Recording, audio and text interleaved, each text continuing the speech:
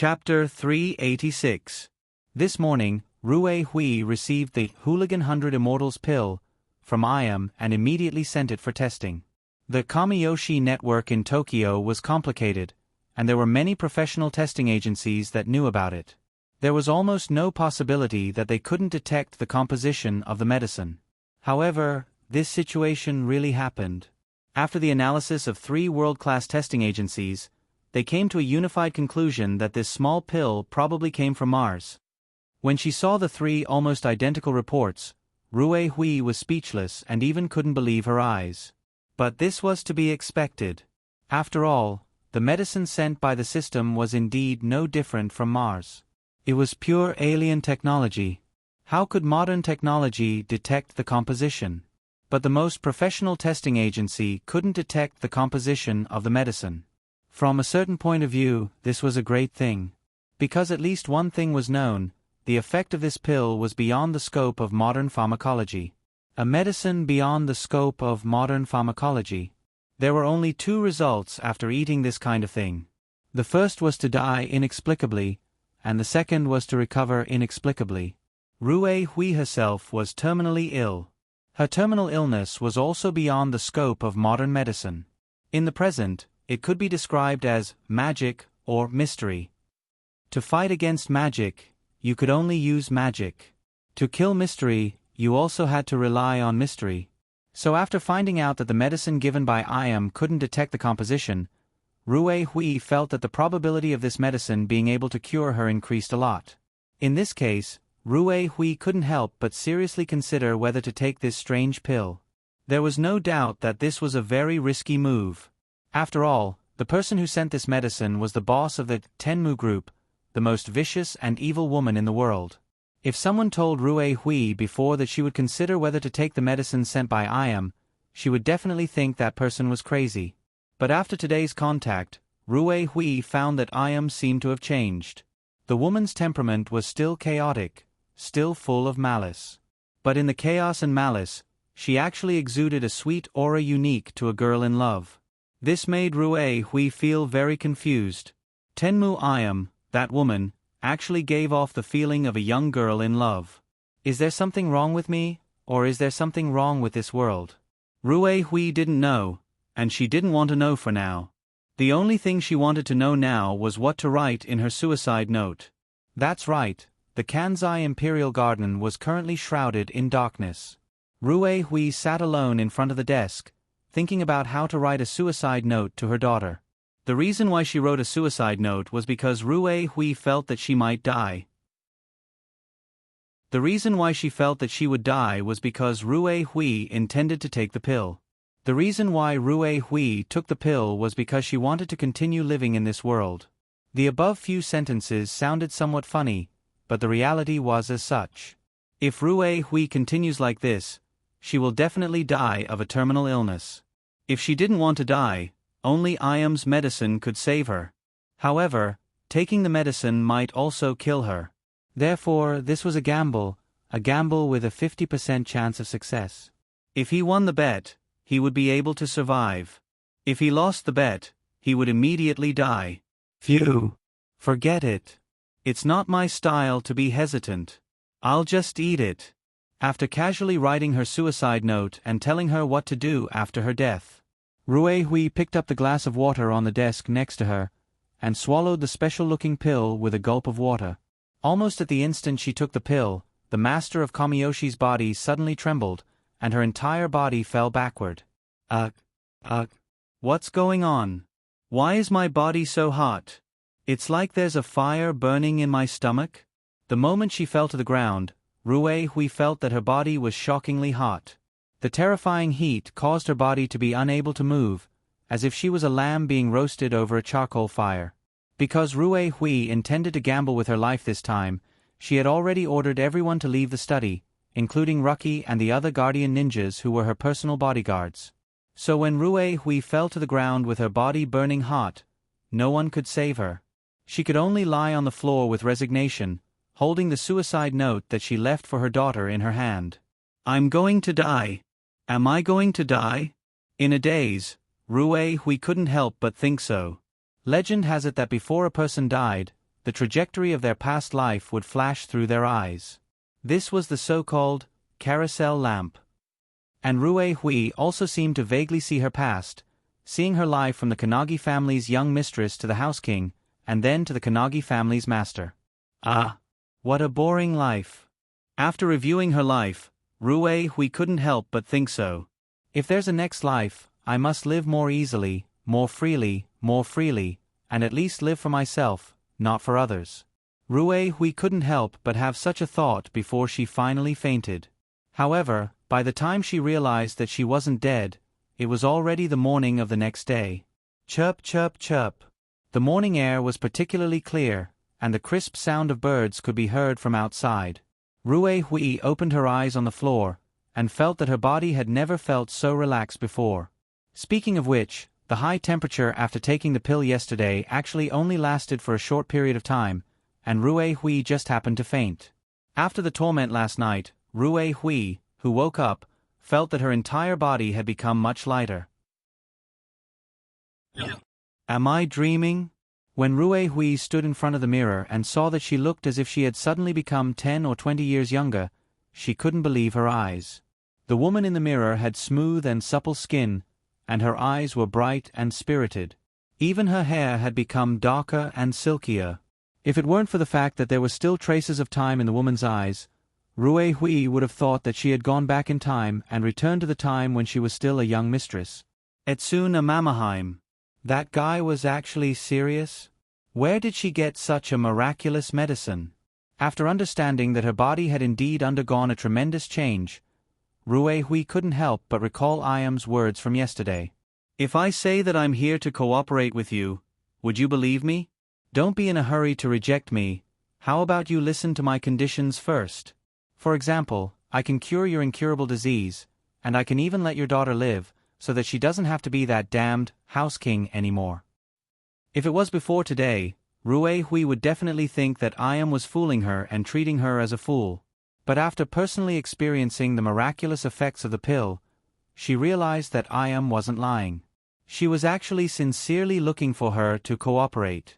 Now that Rue Hui's body was extremely relaxed, her incurable disease was obviously almost cured, which fully proved Iam's sincerity. Ryu. At this time, after Rue Hui finished washing up, she shouted towards the window. Before her voice died away, a graceful figure appeared in front of Lord Rue Hui, and knelt down. Yes, what are your orders? Go and prepare a helicopter, and call Rabbit Ball. I'm going to the unrestrained Sky Tower. Ah, unrestrained Sky Tower? Lord Rue Hui, are you serious? The moment she heard this name, Ryu's body trembled slightly, because she knew very well what this destination meant. What a joke. The head of Kamiyoshi was going to the headquarters of Tenmu Group, wasn't this? Sending a sheep to the tiger's mouth. Don't worry. Rue Hui nodded and smiled. Nothing will happen, but this matter can't be known to others. You know what to do, right? Yes. Stealth was originally a ninja's specialty, so Ryu naturally wouldn't mess it up. But when she personally flew the helicopter to the center of Tokyo Bay, this guardian ninja still felt very nervous. After all, in the past so many years, the Kamiyoshi and the Tenmu clan were mortal enemies. But at this time, Lord Rue Hui seemed to have a new idea, which really surprised Ryu. However, just as Rue Hui was flying to the unrestrained Sky Tower in the helicopter, in the master's room on the top floor of the tower, the new master slowly opened his eyes. What's wrong with me? When Ryuto woke up, the first thing he saw was a strange ceiling. The ceiling had a pink girl's color, but there were many inexplicable graffiti, which looked very uncoordinated. Coupled with the golden hair doll hanging from the ceiling, it was even more terrifying. Such a strange room, probably only Iam's bedroom in the world. At this time, Ryuto woke up from Iam's bed in her bedroom. And when the dragon head woke up, he also felt a light breath coming from his shoulder and the warmth hanging on half of his body. Is this the benefit of being a bad guy? Although it was dangerous, it was enjoyable. Looking at Iam sleeping on his shoulder, Ryuto swallowed a mouthful of saliva, and then felt a sense of relief. Although the battle last night made him a little worried about his future, compared to the sense of relief at this time, it was nothing. Yes, relief. When he was with Ayam, Ryuto felt a real sense of relief, as if even if the sky fell, it would not fall on him. This was to be expected. After all, Ayam was the biggest demon in the game, and should be Ryuto's main enemy.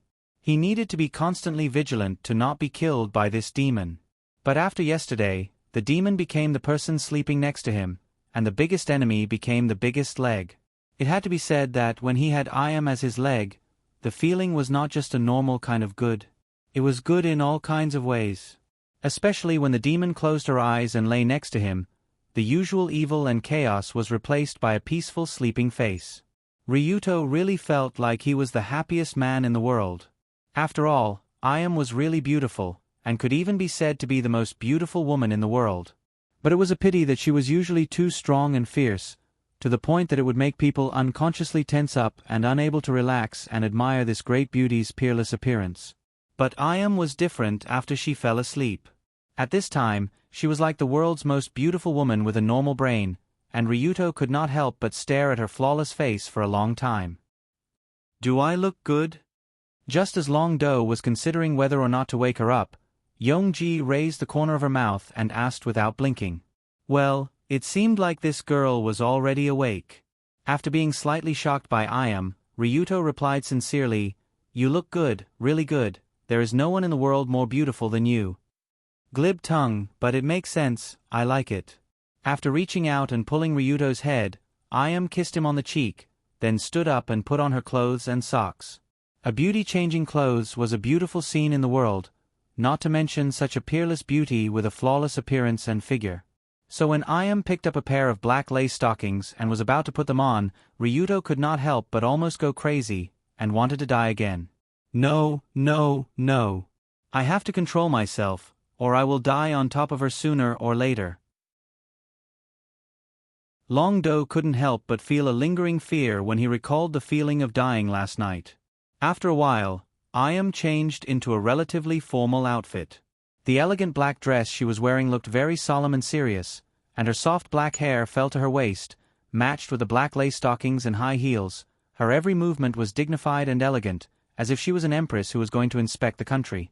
But according to what Ryuto knew, Ayam usually would not dress so formally, unless something special happened.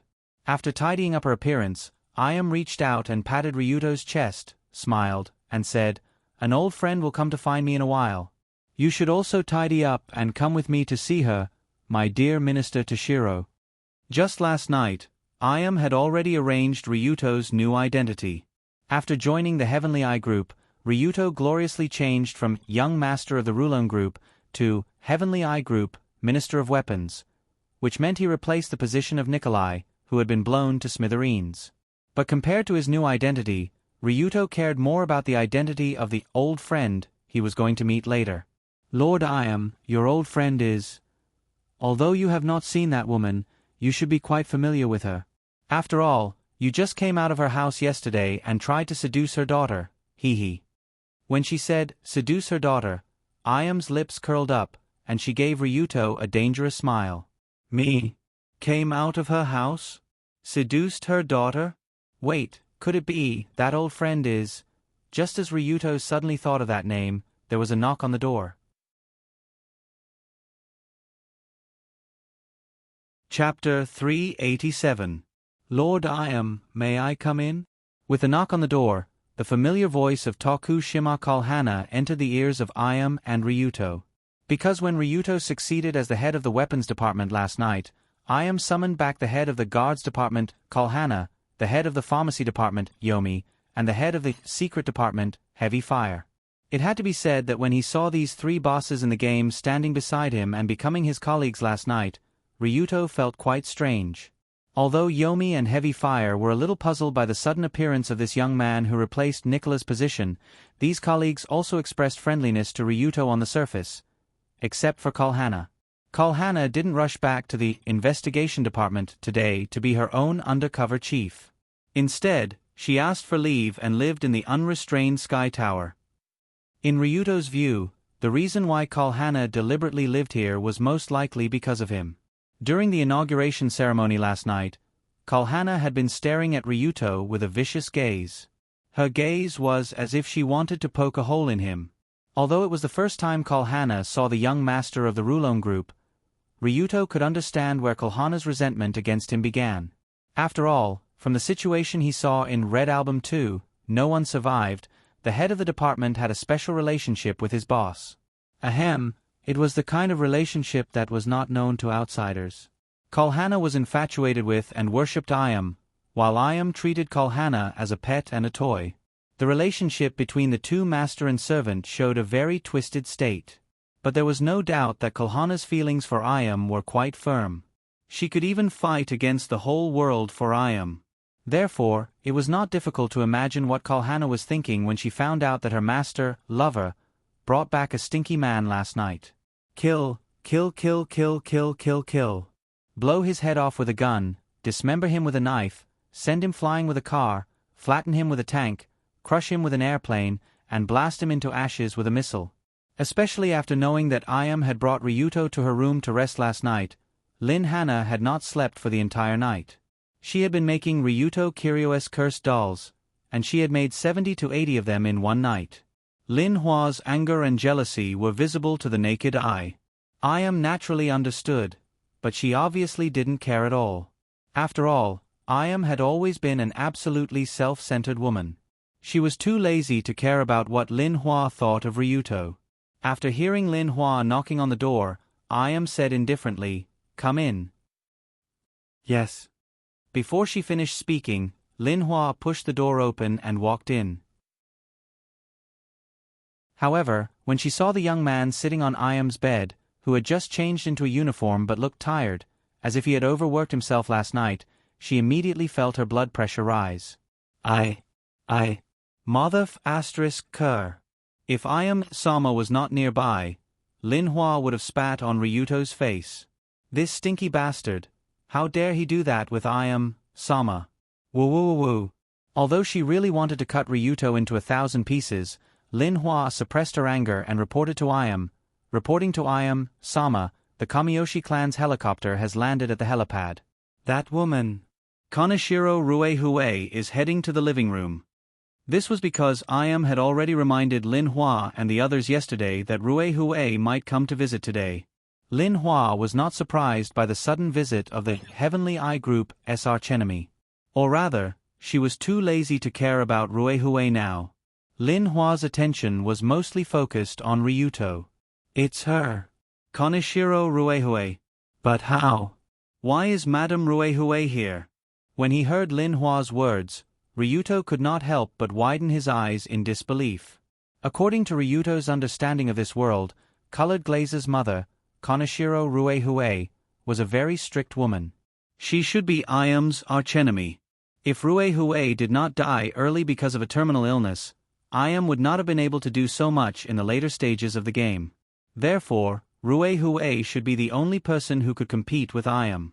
However, the only woman in this world who could compete with Ayam was sitting in the reception room of the unrestrained Sky Tower at this time. Different from Yongji's study and bedroom, which were out of tune and out of place, the reception room still looked very proper because it was used to receive some proper people.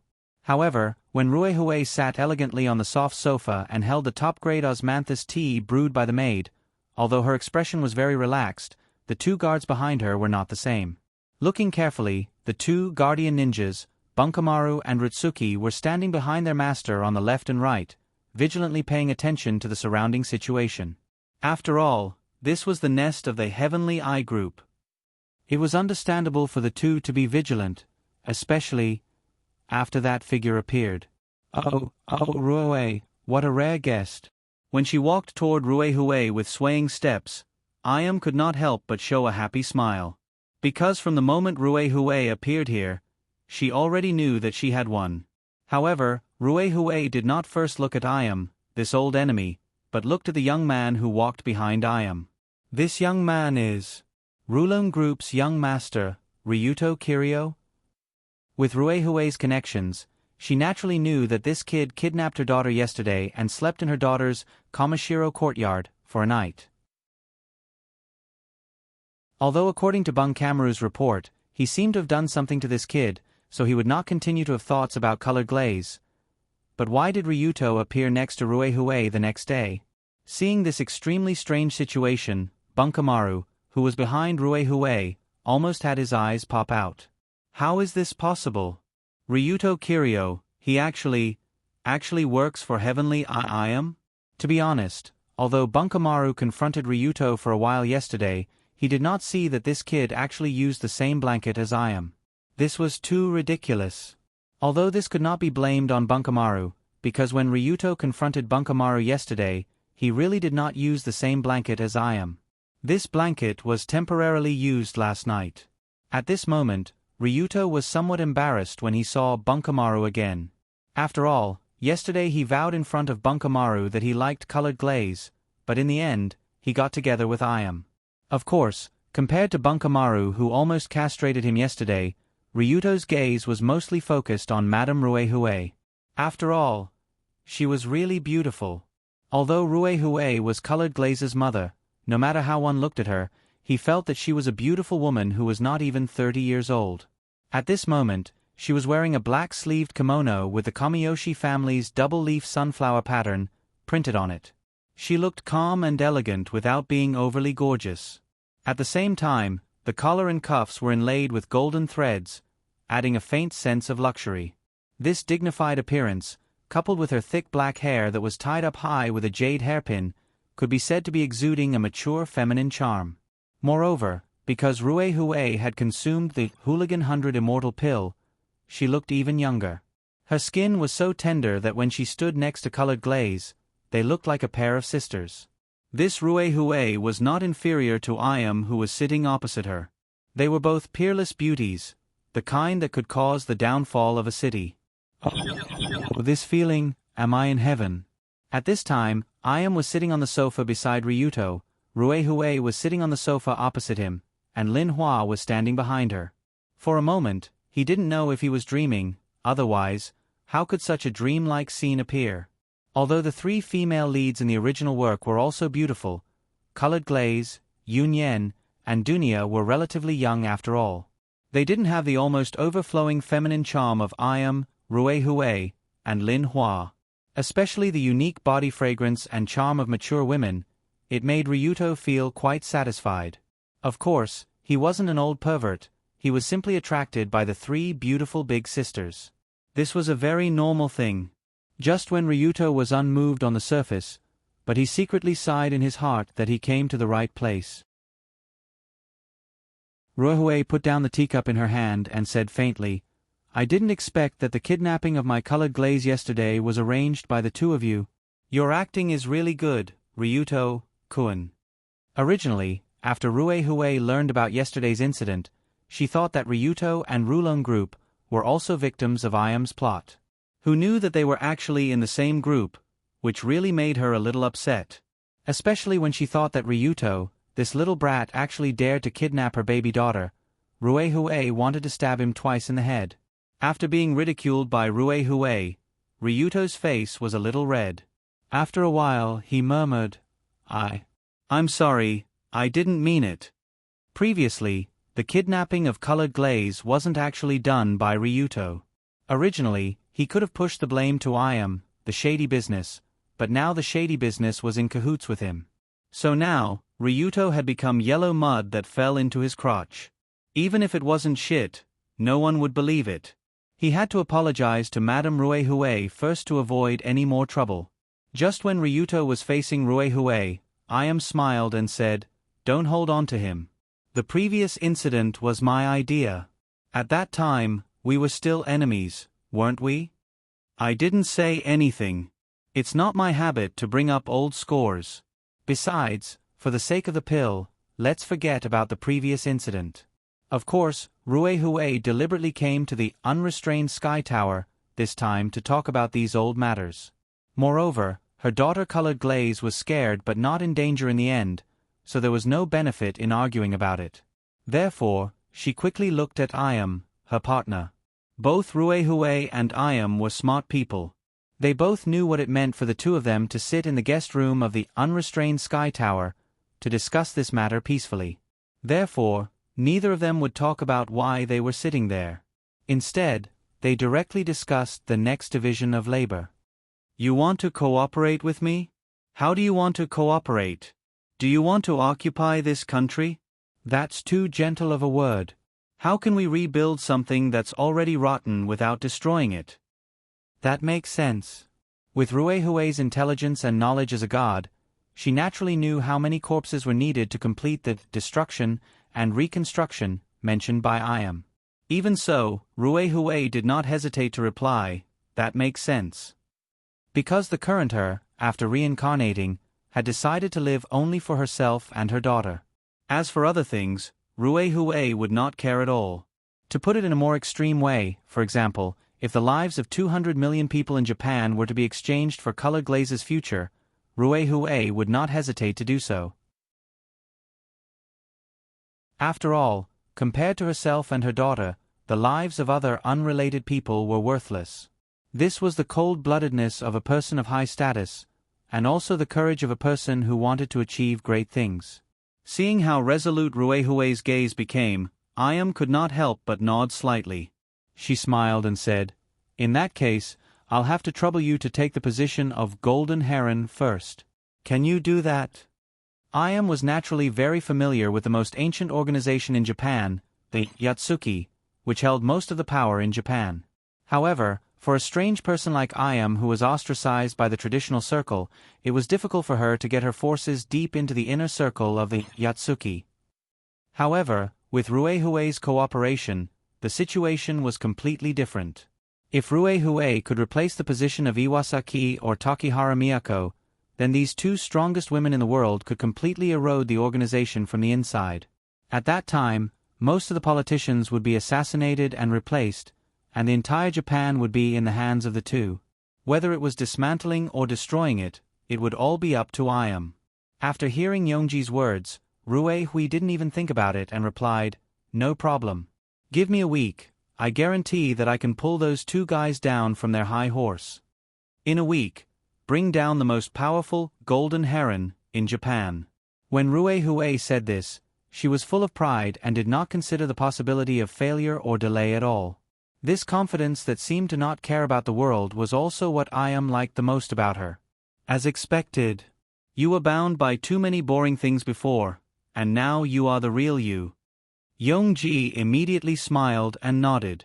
At the same time, she said to Ruehui, "Since that's the case, I'll send the head of the weapons department of the Heavenly Eye Group to assist you. He's an extremely powerful monster." Head of weapons? Nikolai? Nikolai has retired and returned to his hometown to get married. The current head of weapons is him. After saying this, Iam pointed at Ryuto next to her, and at the same time showed a sweet smile to the head of weapons. "Ah, head of weapons. Ryuto Kiryu? Let him help me?" In an instant, Ruehue was stunned, and then turned to look at the young man that Iam called an extremely powerful monster. At the same time, Ryuto also looked at Ruehue, and for the first time, their eyes met.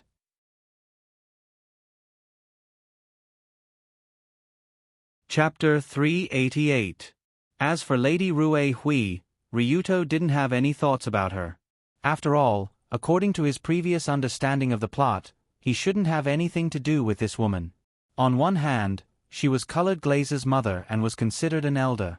On the other hand, she didn't have long to live. But an hour later, Ryuto and Ruehui were sitting in a helicopter together. In front of the cockpit, there was Rabbit Ball, who kept staring at him with a sour face. "What's going on? This is too awkward." When Ryuto and Ruehui sat in the back seat of the helicopter, their legs were almost touching each other. Ryuto couldn't help but gulp. His expression also became a bit strange. Why did Ryuto leave with Ruehui in a helicopter? Because this was Iam Sama's order.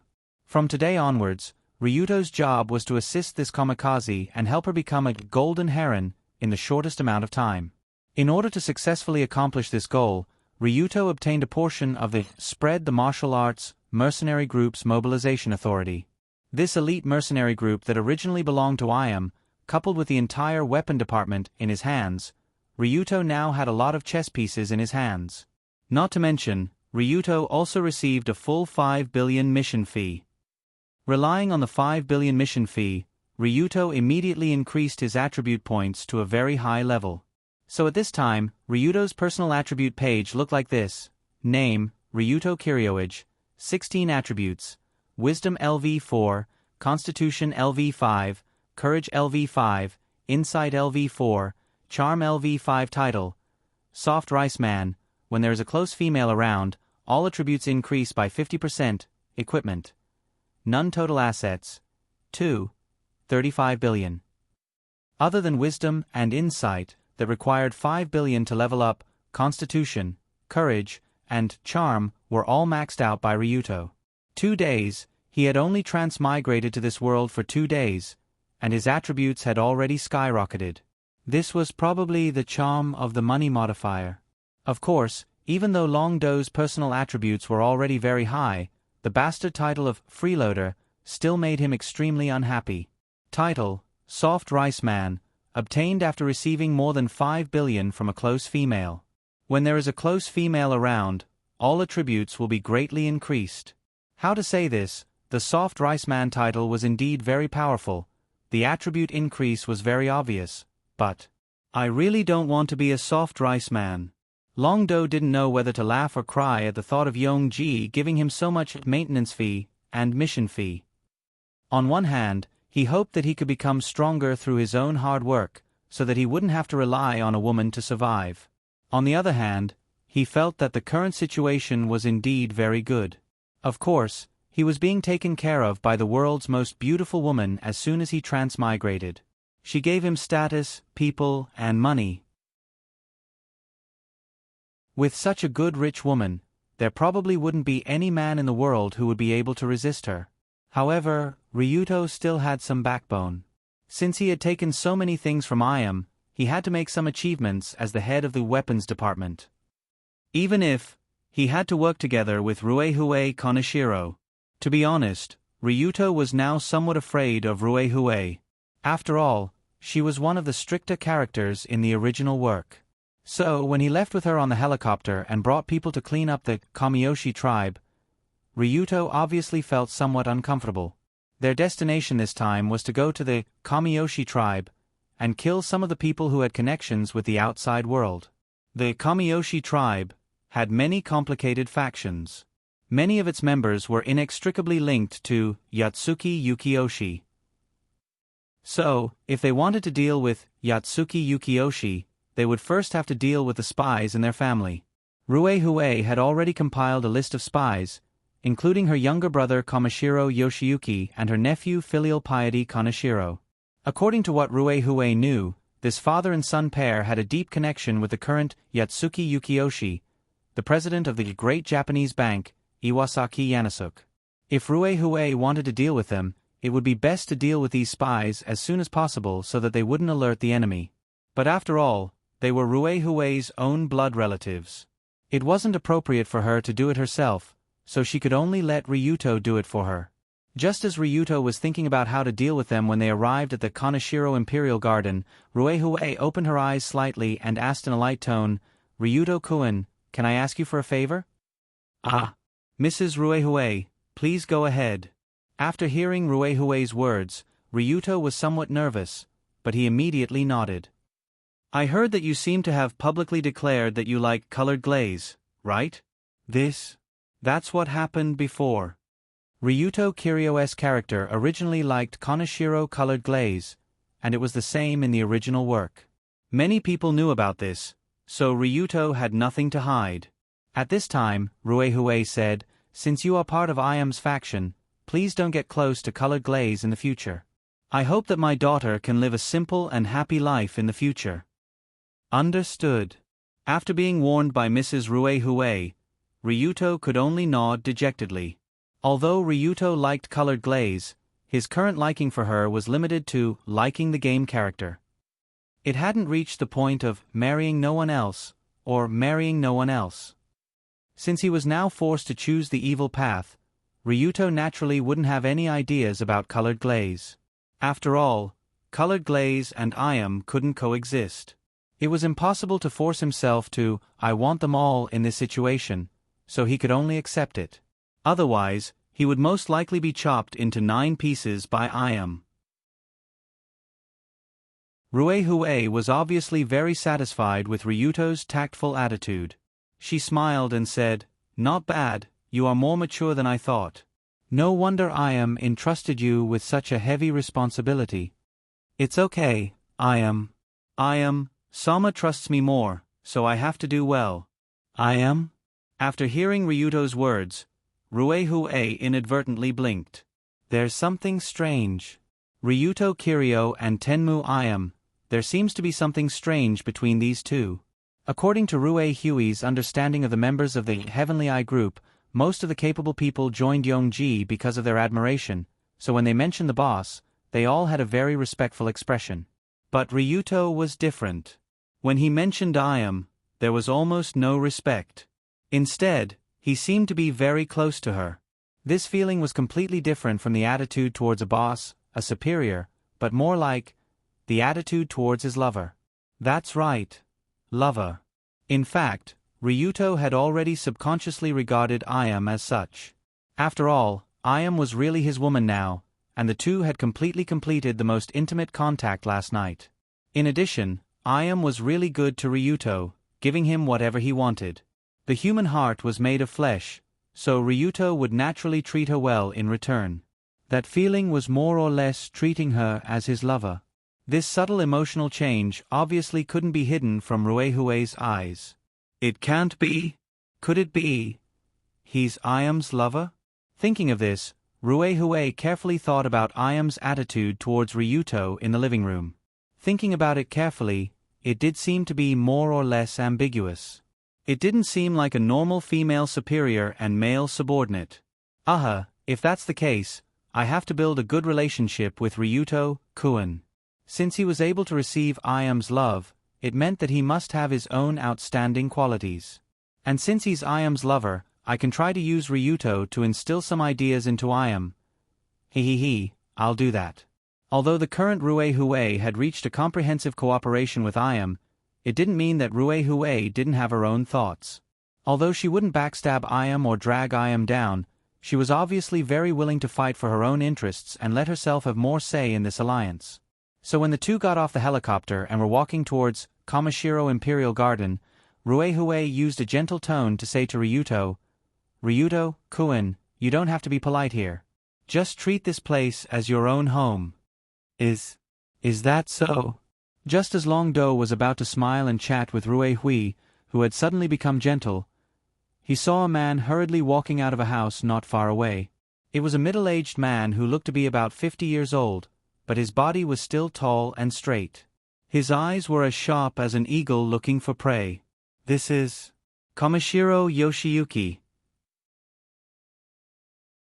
Because he had played the game before, Longdo naturally recognized this man and knew who he was. The most important thing was that this man was the person Ryuto was going to deal with this time. Kaneshiro Ruehue's brother, Kaneshiro Colored Glaze's uncle, and at the same time, he was also Kamiyoshi's scum. At this time, this Kamiyoshi scum quickly came to Ruehue's side and asked his sister while sweating, "Ruehue, where did you go so early in the morning? Why didn't you turn on your phone? I couldn't find you anywhere. You scared me to death." "I'll leave it to you." Ruehue didn't answer her brother's question. Instead, she sighed and walked into the house, not even looking at Yoshiyuki. "What's going on? Who's this brat?" Seeing that his sister didn't even look at him for some reason, Yoshiyuki wanted to chase after her and ask her some questions. But before he could take a step forward, a hand that was like an iron pincer grabbed his neck. "Although we don't have any grudges, I have to kill you. I'm sorry." At that moment, Yoshiyuki heard a young voice coming from behind him. Then, there was a crisp cracking sound, and the world in his eyes tilted greatly. This is... a thud. When Ryuto let go of his hand, Kamashiro Yoshiyuki's body, whose neck had been broken, fell to the ground and lost all signs of life. After killing Yoshiyuki, Ryuto ordered the mercenaries who suddenly appeared behind him without looking back, take him away and get rid of him. Yes. The mercenaries didn't hesitate. They immediately carried Yoshiyuki's body and walked away. Perhaps they were planning to sink into the familiar Tokyo Bay. Perhaps it was because of his LV5 courage, but Ryuto didn't feel any discomfort after killing this man. Instead, he felt a slight sense of relief. No problem, with my current ability, it's enough to deal with most situations. In this world, it's either you die or I die. I mustn't be soft-hearted. Just like this, after killing the first target, Komashiro Yoshiyuki, Ryuto led the Conquering the World mercenaries and directly walked into the Komashiro Imperial Garden.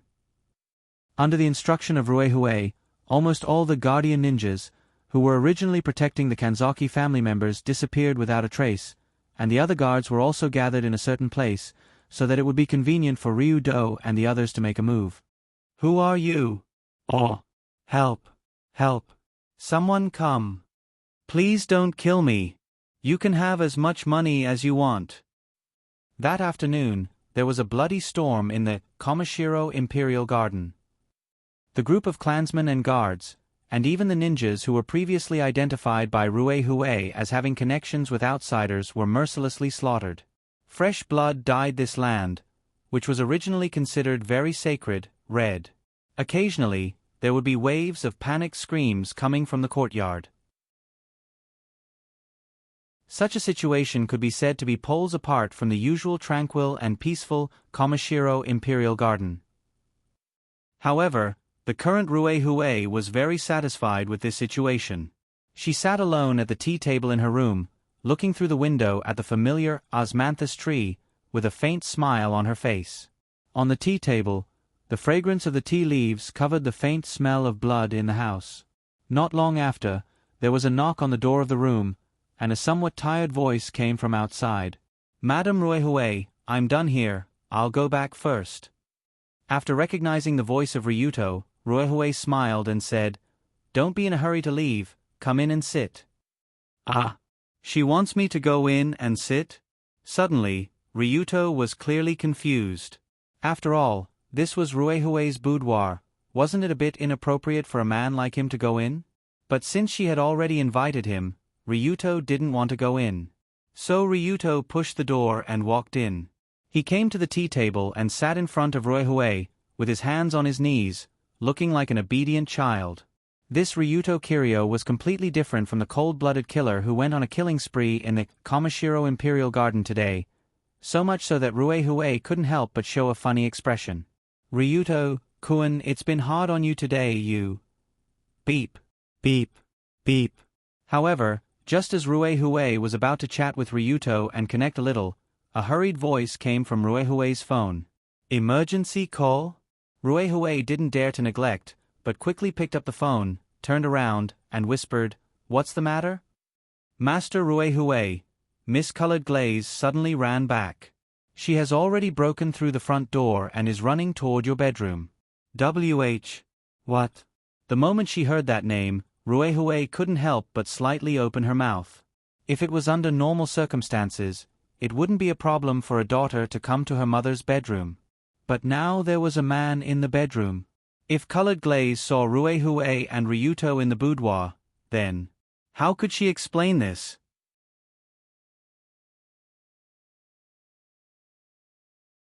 Chapter 389. This Colored Glaze actually came back. This was too bad. The timing was too good. Because today she sent people to clean up the Kamiyoshi group of moles. Now the family was in a bloodbath. So Ruehue really didn't want her daughter to come back at this time. After all, Colored Glaze was very smart. Even if she smelled a trace of blood at home, it would arouse her suspicion. Today's matter was too bloody and too realistic. Ruehue didn't want her daughter to be involved at all.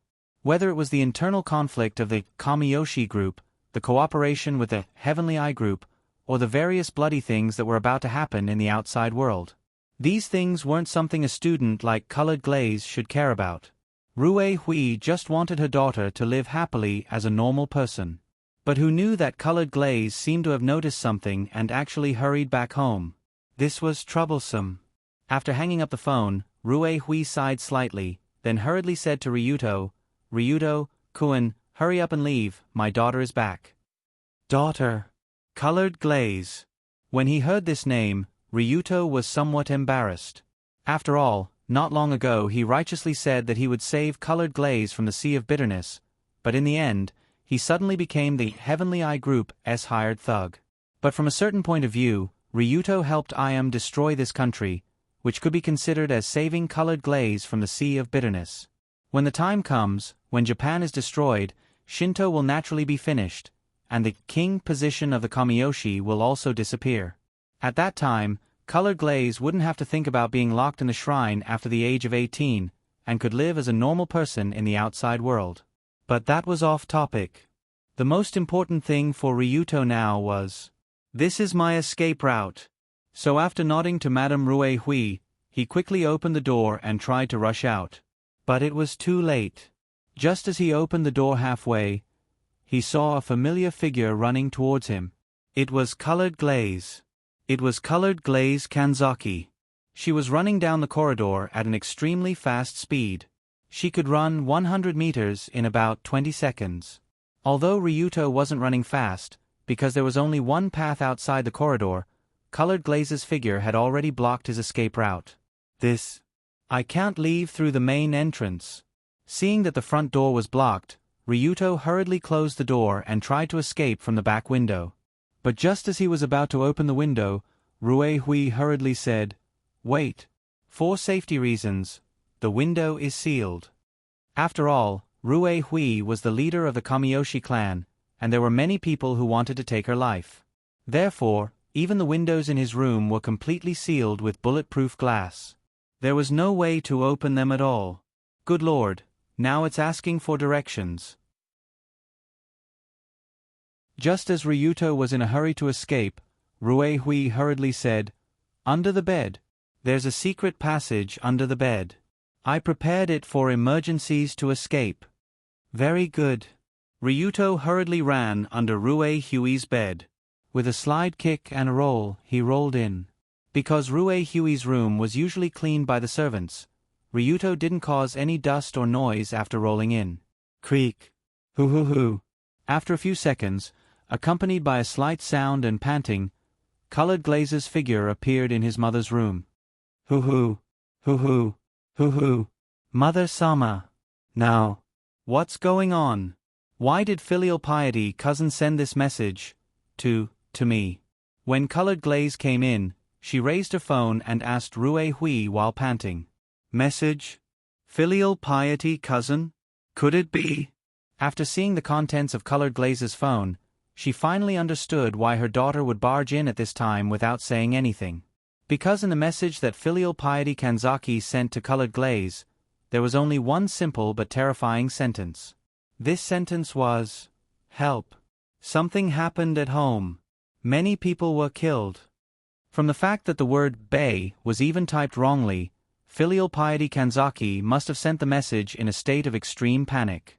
But this wasn't surprising, after all, it was true.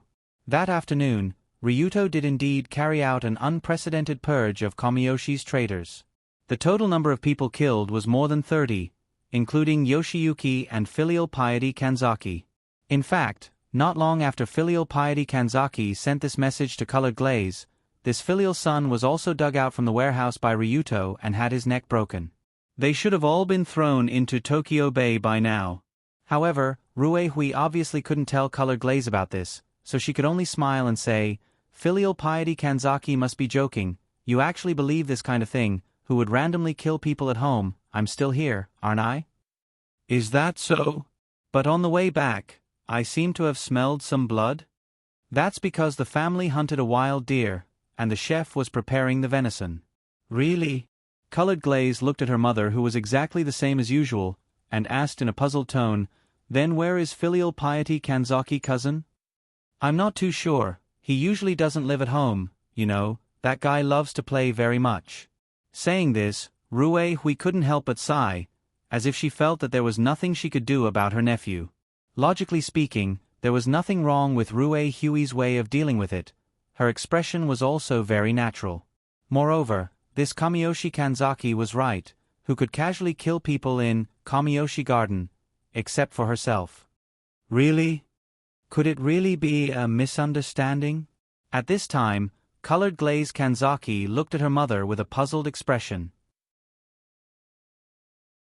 In fact, she was almost convinced, after all, someone killing Kamiyoshi Kanzaki in Kamiyoshi Garden. This kind of thing was a bit too ridiculous. After all, in Colored Glaze's eyes, her mother was an omnipotent existence. But just as Colored Glaze's gaze swept over the small tea table not far away, her eyes slightly narrowed. On the small tea table was a full set of jade tea set. The teapot was still emitting obvious steam, and the tea in the 2 cups had not been emptied. But the problem was that Rue Hui was clearly in the room right now, so why were there 2 cups on the tea table? Even the tea in the teapot was still warm, which meant that the other person drinking tea here didn't leave for too long. Or rather, didn't leave at all? Shit. The moment Colored Glaze's gaze swept over the tea table, Rue Hui also noticed this loophole. Just now, because she hurriedly guided Ryuto Kuin to leave, Rue Hui forgot to clean up his tea set. After all, Rue Hui was the owner of Kamiyoshi, and she usually didn't need to clean up the tea set herself. Usually, after drinking, she would let the servants come in to clean up. She didn't expect that because of this habit, she would let the cat out of the bag. Just now, someone was drinking tea here? After looking for a few seconds, Colored Glaze couldn't help but turn her head to ask her mother. According to Colored Glaze's knowledge, there weren't many people who could enter her mother's boudoir. It could even be said that it was very rare. And the people who could sit here and drink tea, that was even rarer. Even her daughter had never heard of it. If there were guests, Rue Hui would usually invite them to the tea room to drink tea and chat, and would not sit in the bedroom. After all, the bedroom was a very private place, and it was not suitable for entertaining ordinary guests. Usually, the people who could enter the bedroom were the few old guardian ninjas and some old servants, such as Rue Hui and the like, and Rue Hui would not drink tea with them here. Yes, there is, it's my a friend. After being discovered by her daughter that there was someone in her bedroom, Rue Hui couldn't help but feel a headache coming on, so she could only try to cover it up. But now that Rue Hui looked like she was having a headache, Colored Glaze had other thoughts. Speaking of which, Mother seems to be completely different today. At this time, Colored Glaze carefully looked at Rue Hui's face, and seemed to have discovered something special. Although Rue Hui usually looked very dignified and elegant, virtuous and magnanimous, she was still young after all. Not only was her skin not as smooth and firm as Colored Glaze's, but she also didn't look very lively. But today, Rue Hui was different. Her skin suddenly became much better, and she was radiant and full of vitality, as if she suddenly became a few decades younger. This Rue Hui made Colored Glaze feel a little unfamiliar. She didn't feel like her mother, but more like an older sister that she hadn't seen in a long time. Why did Mother suddenly become so much younger? She looked completely different now. At this moment, Colored Glaze's mind began to think carefully. Mother suddenly showed signs of becoming younger. The double teacup in the bedroom. And her flustered look right now. If she thought about it all together, she would come to a strange conclusion. This conclusion was, the master of Kamiyoshi, Colored Glaze's mother, seemed to, probably, have a man. Although this conclusion sounded ridiculous, it was the conclusion that Colored Glaze felt was the most believable. Why did she suddenly feel so much younger, and she looked so radiant? Because with the nourishment of love, she naturally looked different. Why was there a double teacup in the bedroom? Because someone was drinking tea with Rue Hui here just now. Why would this matter make Rue Hui panic in front of her daughter? Because she didn't want her daughter to see her lover. Good heavens! Everything was right. For a moment, Colored Glaze couldn't help but take a deep breath, but she still nodded to her mother and said, "Mother, actually I shouldn't interfere in your private life. No matter what, I wish you happiness." Huh?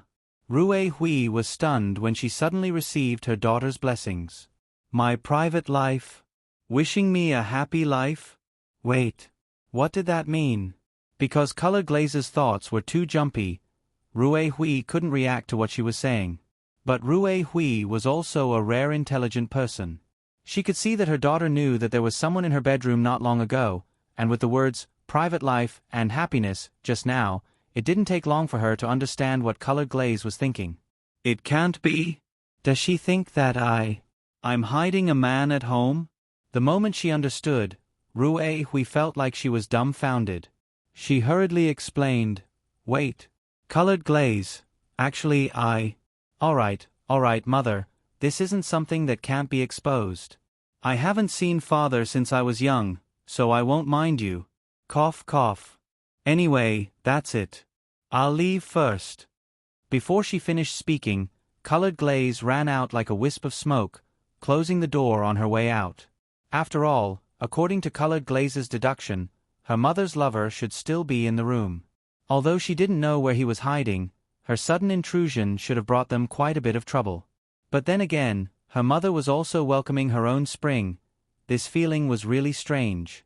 That can't be my biological father, right? When she left, colored glaze couldn't help but complain in her heart, but at the same time, she felt a little excited. Ever since colored glaze was very young, she had always been curious about how Rue Hui gave birth to her, because that man's name wasn't left behind in the Kamiyoshi family. But if colored glaze's father disappeared for some reason, and suddenly returned after more than 10 years, then this situation made sense. Although it felt like a setting from a romance novel. Of course, colored glaze's thoughts were completely wishful thinking. She was a product of technology. What kind of father would she have? However, after sending Lioli off, Rue Hui, who heaved a sigh of relief, sat down on the bed and took a deep breath. Phew, looks like that child misunderstood something. Really, why would I have a tryst with a man here? Fortunately, Kun didn't hear it, or else it would be so awkward. Rue Hui sat on the bed and couldn't help but complain. She just happened to be in the bedroom waiting for the bloody storm outside to pass, and she just happened to brew tea, so she casually invited Ryuto into the room to have a cup of tea and chat, and to ask for information. Who knew that in colored glaze's eyes, it would become her having a tryst with her lover? This feeling of being caught in the act by her daughter was really embarrassing. It was the second most embarrassing thing in Rue Hui's life. And the first most embarrassing thing in her life. That would be a head suddenly popping out awkwardly from under Rue Hui's bed. Yes, a head, a young head that she just saw not long ago, popped out from under the bed, and met Rue Hui's eyes at a strange angle. The person who would hide under the bed at this time was naturally Ryuto, who just left through the tunnel not long ago. But why didn't he leave through the tunnel, and instead hid under the bed to eavesdrop? Seeing Rue Hui looking at him as if she saw a ghost, Ryuto scratched his head and smiled bitterly. "Sorry, I didn't mean to eavesdrop. But your tunnel door has an electronic lock, I can't open it." The door of the underground tunnel, electronic lock. Until now, Rue Hui just realized that the tunnel door under her bed was designed to be activated by fingerprints because it was her personal escape route.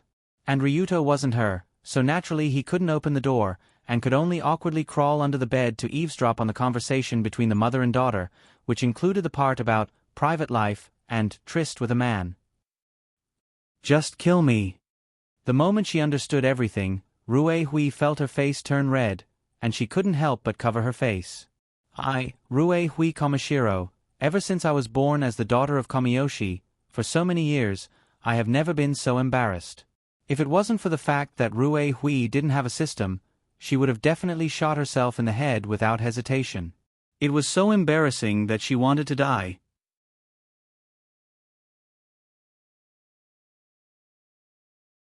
Chapter 390. What happened that day was very awkward for both Rue Hui and Ryuto.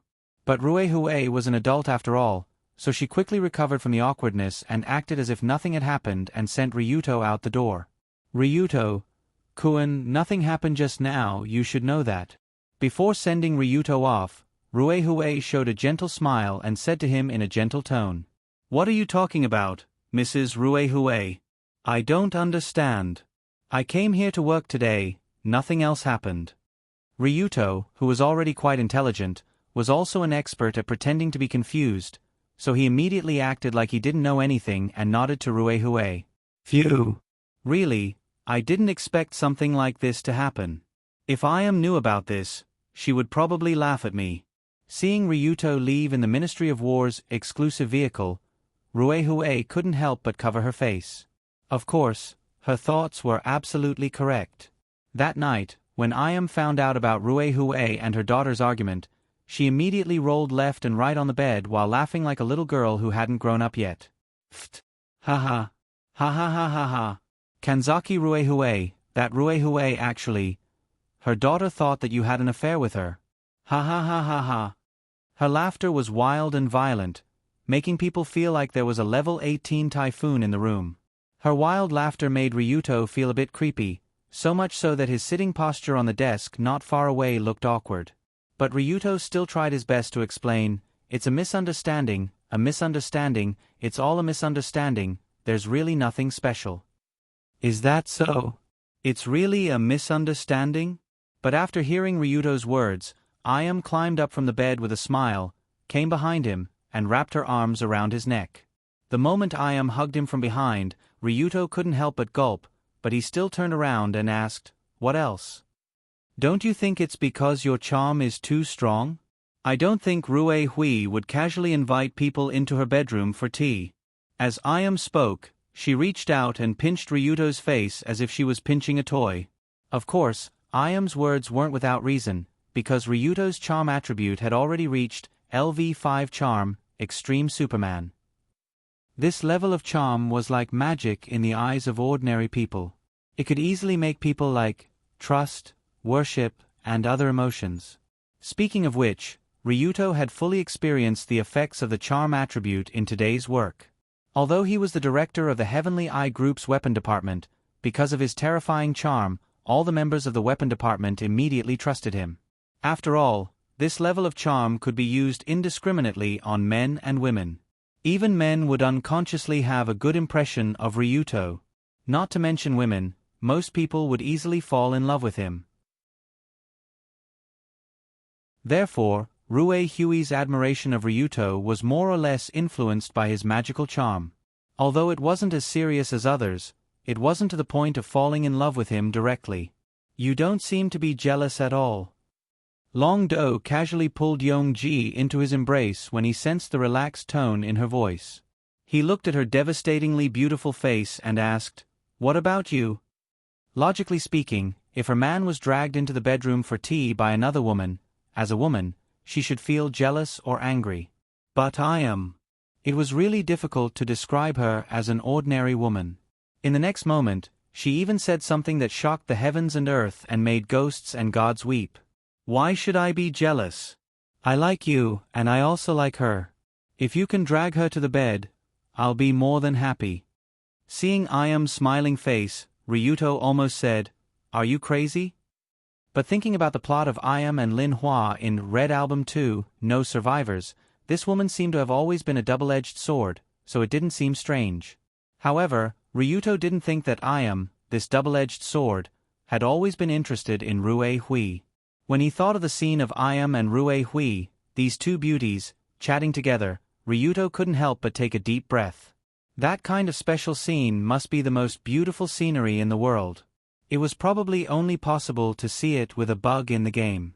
After sensing Long Do's intention, Yong-ji, who was in his arms, smiled and said, "What? Are you interested? That's Colored Glaze's mother. Why would I have that kind of idea? Really? But as far as I know, Rue Hui doesn't have a husband, and she should still be a virgin." WH. What? Really?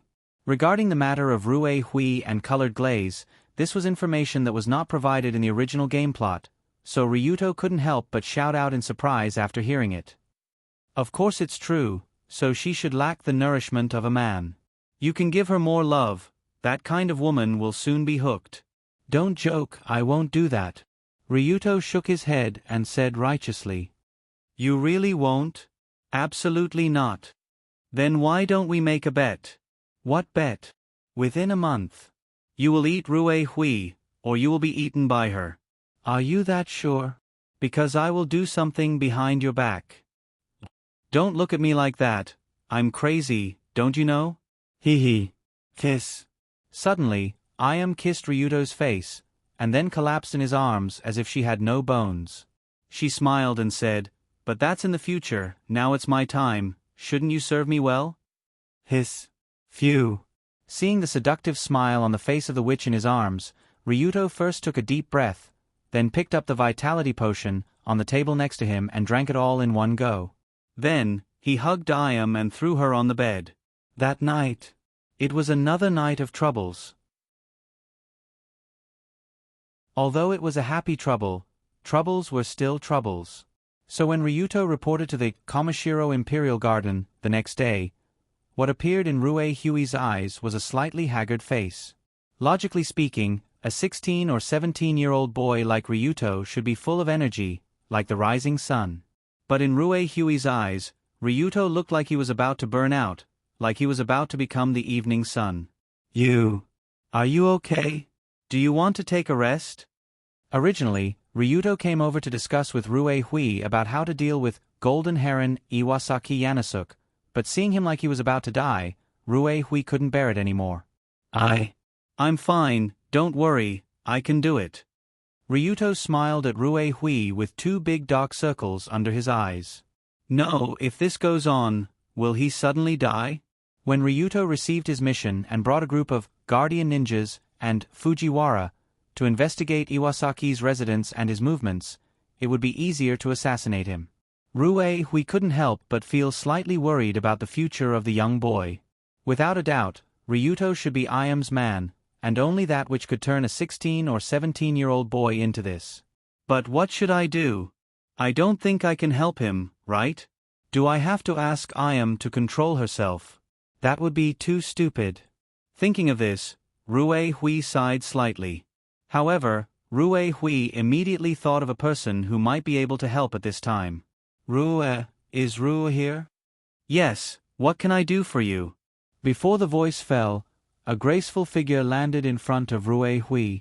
As a guardian ninja and a female ninja, Rue should be very knowledgeable about this kind of thing. After all, female ninja have a special course related to men. So Rue Hui asked, actually, I want to ask. Originally, Rue Hui wanted to ask, do you know how to enhance a man's energy so that he won't suddenly die? But when the words came to her mouth, she suddenly realized that something was wrong. Wait.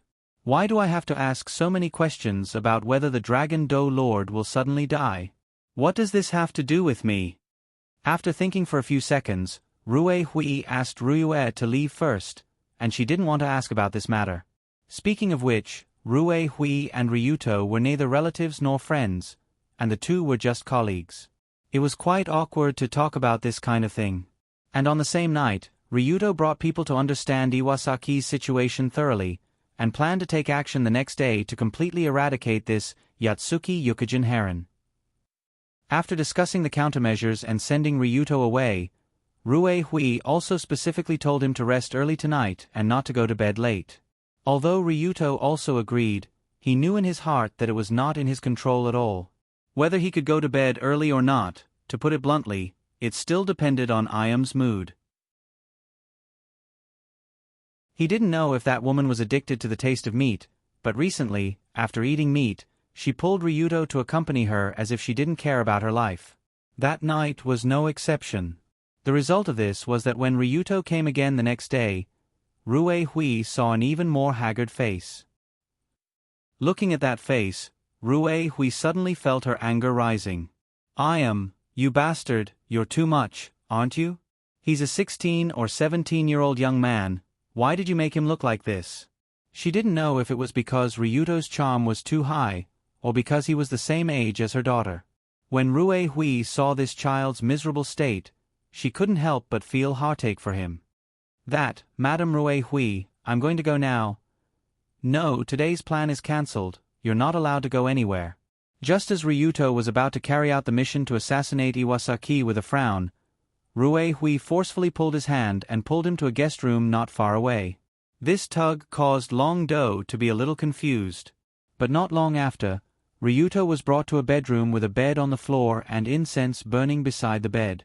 Rue Hui pulled him to the side of the bed and pulled open the quilt, and righteously ordered, "Lie down, have a good rest, after you've rested enough, you can go out to carry out the mission." This doesn't seem to be a good idea. You were sent by Ayam to assist me, so you should listen to my orders. Quickly lie down. Without waiting for Ryuto to refute, Rue Hui forcefully pushed the boy in, and personally knelt beside the bed to guard. What kind of situation is this? For a moment, Ryuto felt that the scene seemed to have become strange. He was lying on the soft bed, next to Madame Ruehui's graceful and luxurious figure, and his nose could still smell the elegant fragrance. Speaking of which, the scene was somewhat ambiguous. But in fact, Ryuto didn't have any special thoughts about Madame Ruehui before. He just treated her as an elder, and treated her with respect. But when he thought of what I said before, Ruehui doesn't have a husband, she lacks the nourishment of a man, you will have sex in a month, and so on, he couldn't help but start to think. Could it be that Madame Ruehui, she really... After turning his head slightly and looking at the mature body wrapped in the black and red kimono, Ryuto felt his face turn red, and hurriedly closed his eyes and didn't dare to look again. It had to be said that Yongji was indeed a witch. In terms of bewitching people, she really had the skills of a witch. Originally, Ryuto's calm attitude toward Madame Ruehui was destroyed by Iam's words last night. It even planted a strange seed in Ryuto's heart. This seed has been deeply buried in his heart, and the next step was to wait for time to irrigate it, and it could wait for the day of germination. This was also arranged by Iam in advance. Calculation, everything was a calculation. Since last night, Iam had been calculating Ryuto and Ruehui at the same time. Iam knew that Ruehui had a daughter, so that woman had a bit of maternal instinct. In addition, Ryuto and Colored Glaze were similar in age. As long as Ryuto looked pitiful, it was easy to evoke Ruehui's maternal instinct. Judging from Ruehui's concern for him, Iam's calculation was obviously very successful. But at this time, Ryuto's face was red, but Ruehui thought it meant something else. His face seemed to be very red. Could it be a fever? Thinking of this, Ruehui reached out to touch the boy's forehead, wanting to check his temperature.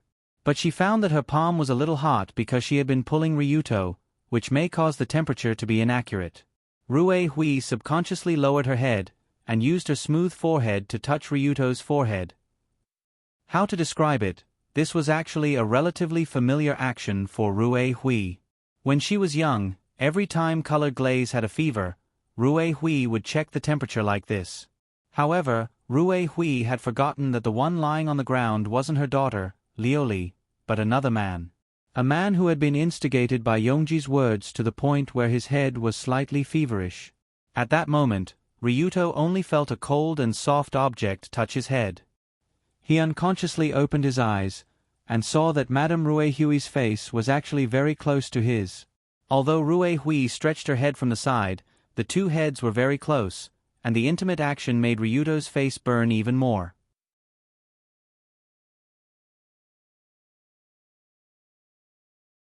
Chapter 391. Although Ryuto's body temperature was rising because of Ruehui's proximity, she didn't seem to be aware of it. Your forehead temperature is so high. You seem to have a fever. Wait a moment. After lifting her head, Ruehui shook her head with a bitter smile, then quickly left the room and asked the servants to prepare cold water and a towel. Although Ruehui didn't usually take care of people, she was quite good at taking care of people.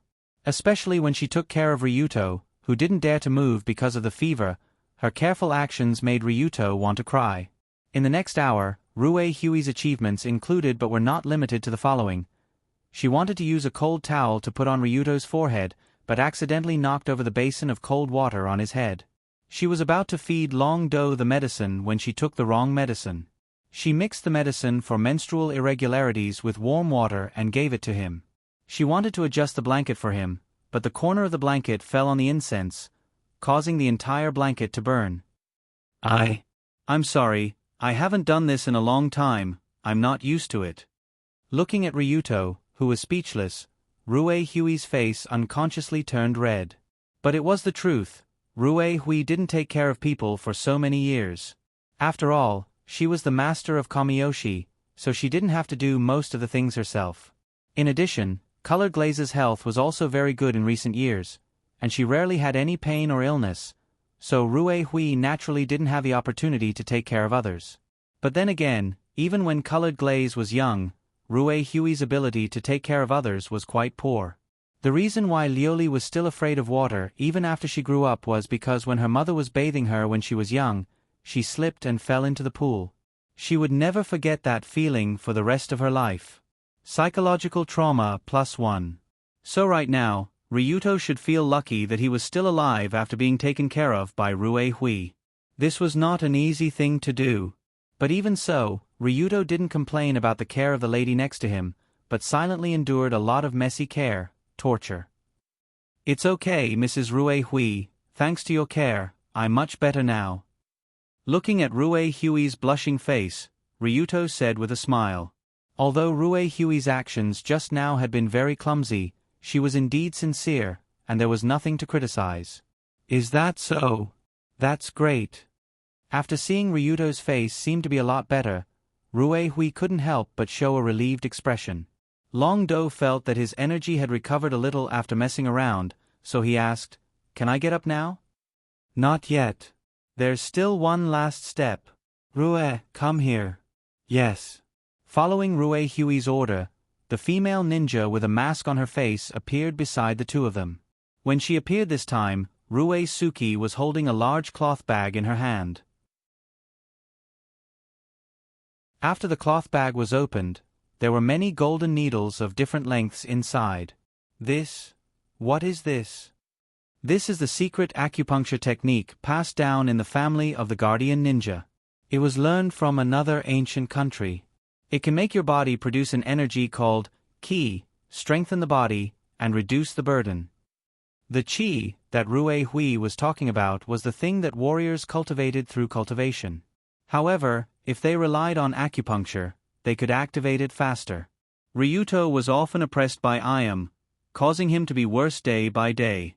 Since Rue Hui couldn't work on Ayam, she could only work on Ryuto.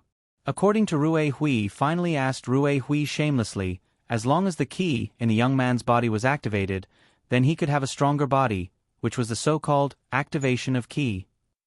Although Ryuto didn't believe in this, since Mrs. Rue Hui said so, he could only let Rue Suki pierce his body with golden needles. This feeling was really strange. After being densely pierced with a lot of needles by Rue Suki, Ryuto couldn't help but take a deep breath. He only felt as if there was an electric current flowing around in his body. It had to be said that Rue Hui asked her guardian ninja to perform acupuncture on Ryuto. It was just a coincidence, but this time it happened. After resting for half a day, Long Do returned to the unfettered Sky Tower.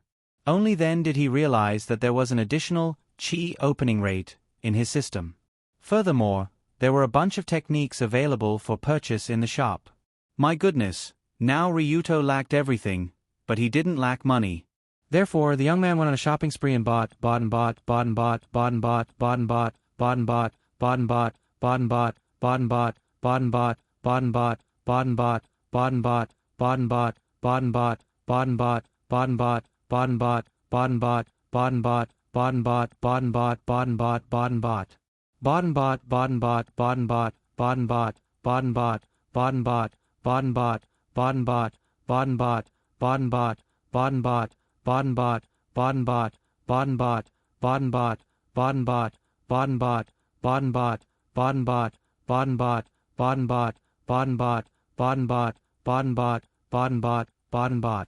Bought and bought in now, Long Do could finally raise his head and be a human.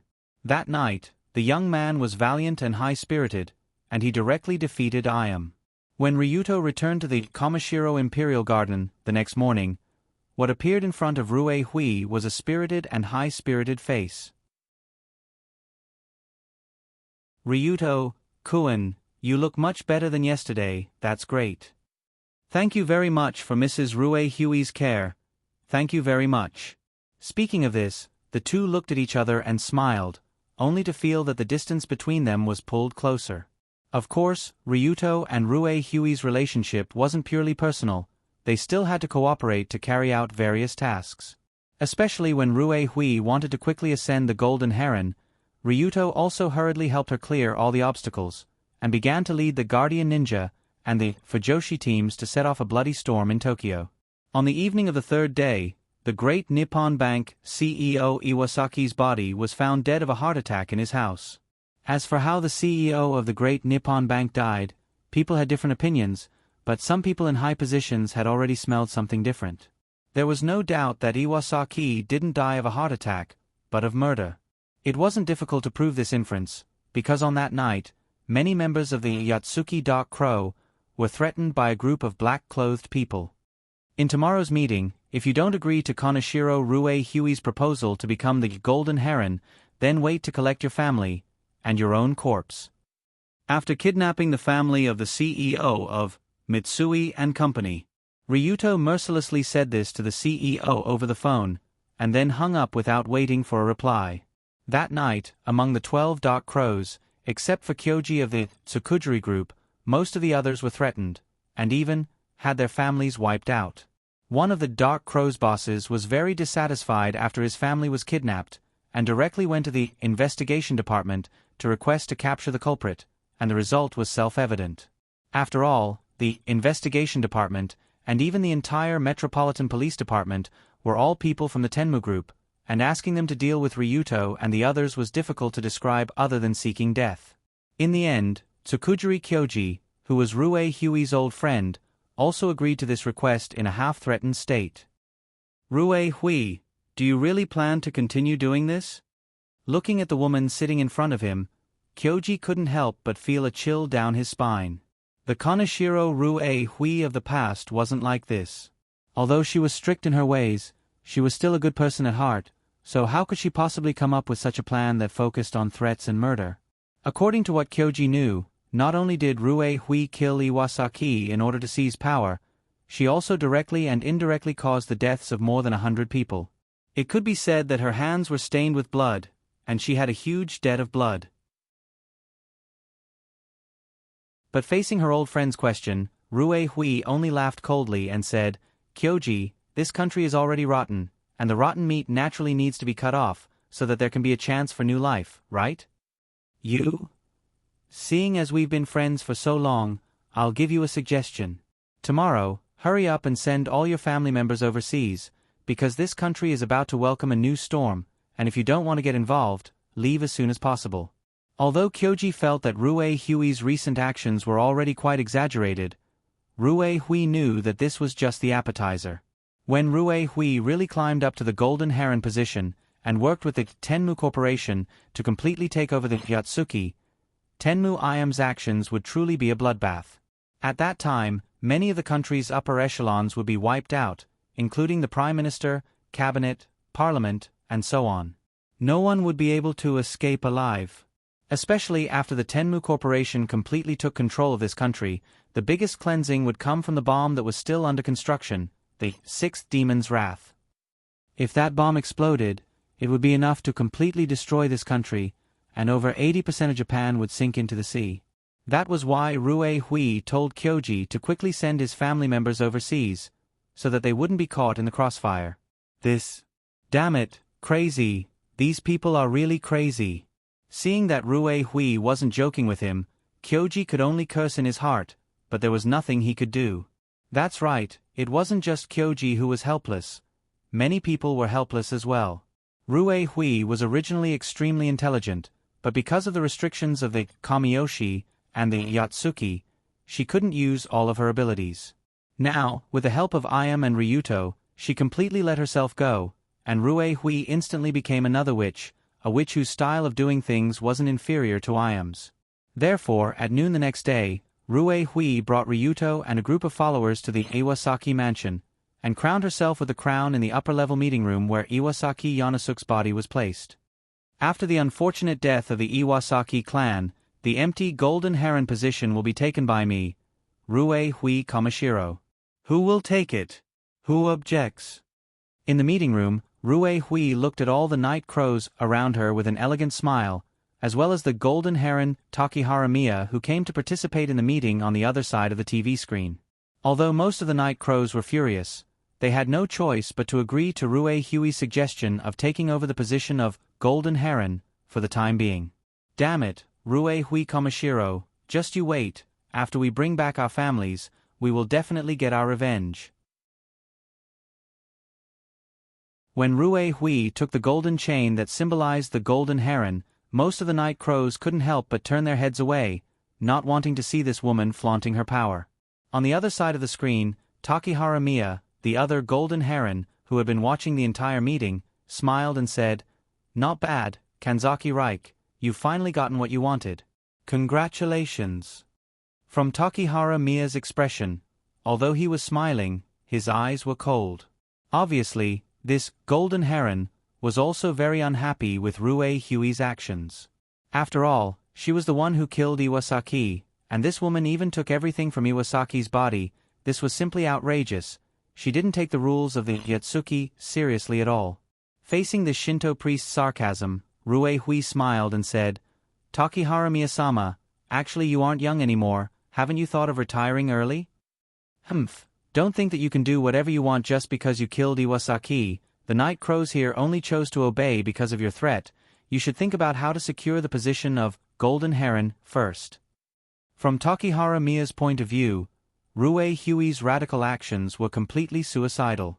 In order to take over the position of golden heron, she killed the previous golden heron Iwasaki Yatsuke, and then threatened the other 11 night crows. It could be said that she had already lost the support of the Yatsuki. Now, as long as Takehara Miya and the other night crows retaliated against Rue Hui, with her weak Kamiyoshi clan, it would be impossible for her to survive in the face of so many forces. This golden heron position would just be a funeral gift. Other than Takehara Miya, most of the other night crows present had the same thought. "Kanzaki Rue Hui, you have already offended all the higher-ups of the Yatsuki. Now all you have to do is wait for Takehara Miya-sama to call out, and countless forces will come after your life. You won't be able to do much." Are you all thinking that I won't be able to do much for long? Just as Takehara Miya and the other night crows were thinking this, Rue Hui smiled and helped them speak their minds. Then, this new golden heron looked at Takehara Miya on the screen and smiled, "Takehara Miya-sama, are you really not planning to retire? If you retire now, you might be able to enjoy your old age." What a joke. Takehara Miya glared and said angrily, "Kanzaki Rue Hui, are you threatening this old man?" "I don't dare to say it's a threat, it's just the truth." "Humph. Not only will this old man not retire, but I will also sit in this icy grand shrine for 30 to 50 years. What can you do to this old man?" Before Takehara Miya could finish, a strong light flashed on the screen he was on. Boom! Accompanied by an earth-shattering sound and a flash of light, the scene on the other side of the screen immediately turned pitch black. At the same time, Ryuto, who was standing next to Rue Hui, casually pressed a button, and the image on the screen not far away changed to the exterior of ISE Grand Shrine. This is... When they saw the exterior of ISE Grand Shrine, the night crows in the meeting room couldn't help but feel numb. Because there was no shrine on the screen. It was just a large piece of debris left behind after being bombed by missiles.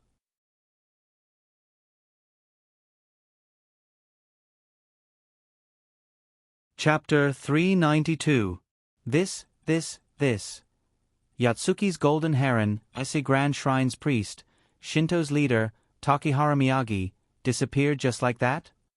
Looking at the disastrous scene on the screen, the other 10 night crows in the meeting room were so shocked that their scalps went numb. They couldn't say a word.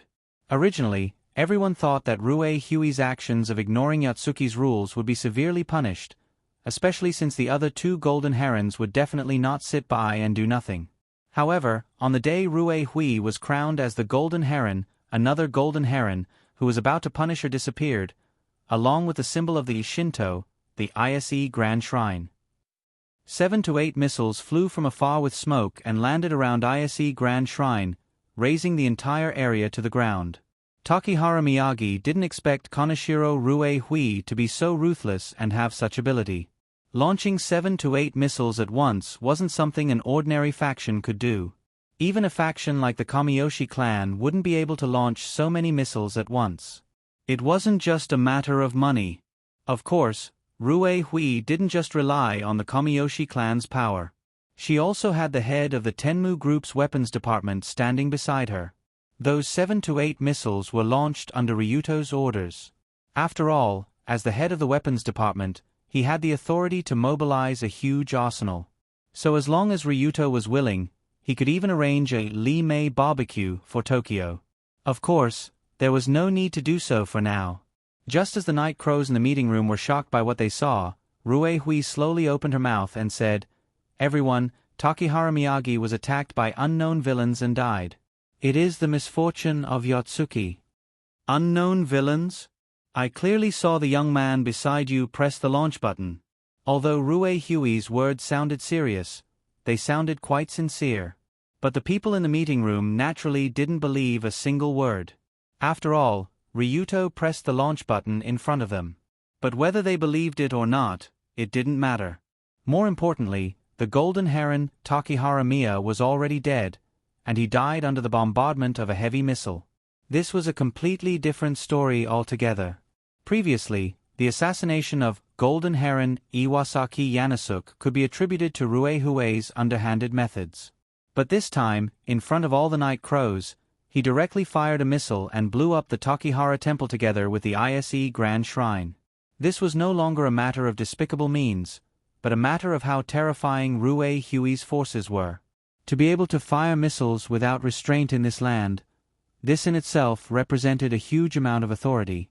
This kind of authority was above the Japanese government. They could even stand on the heads of the bowing party and shit on them. After that, they could even ask them for toilet paper.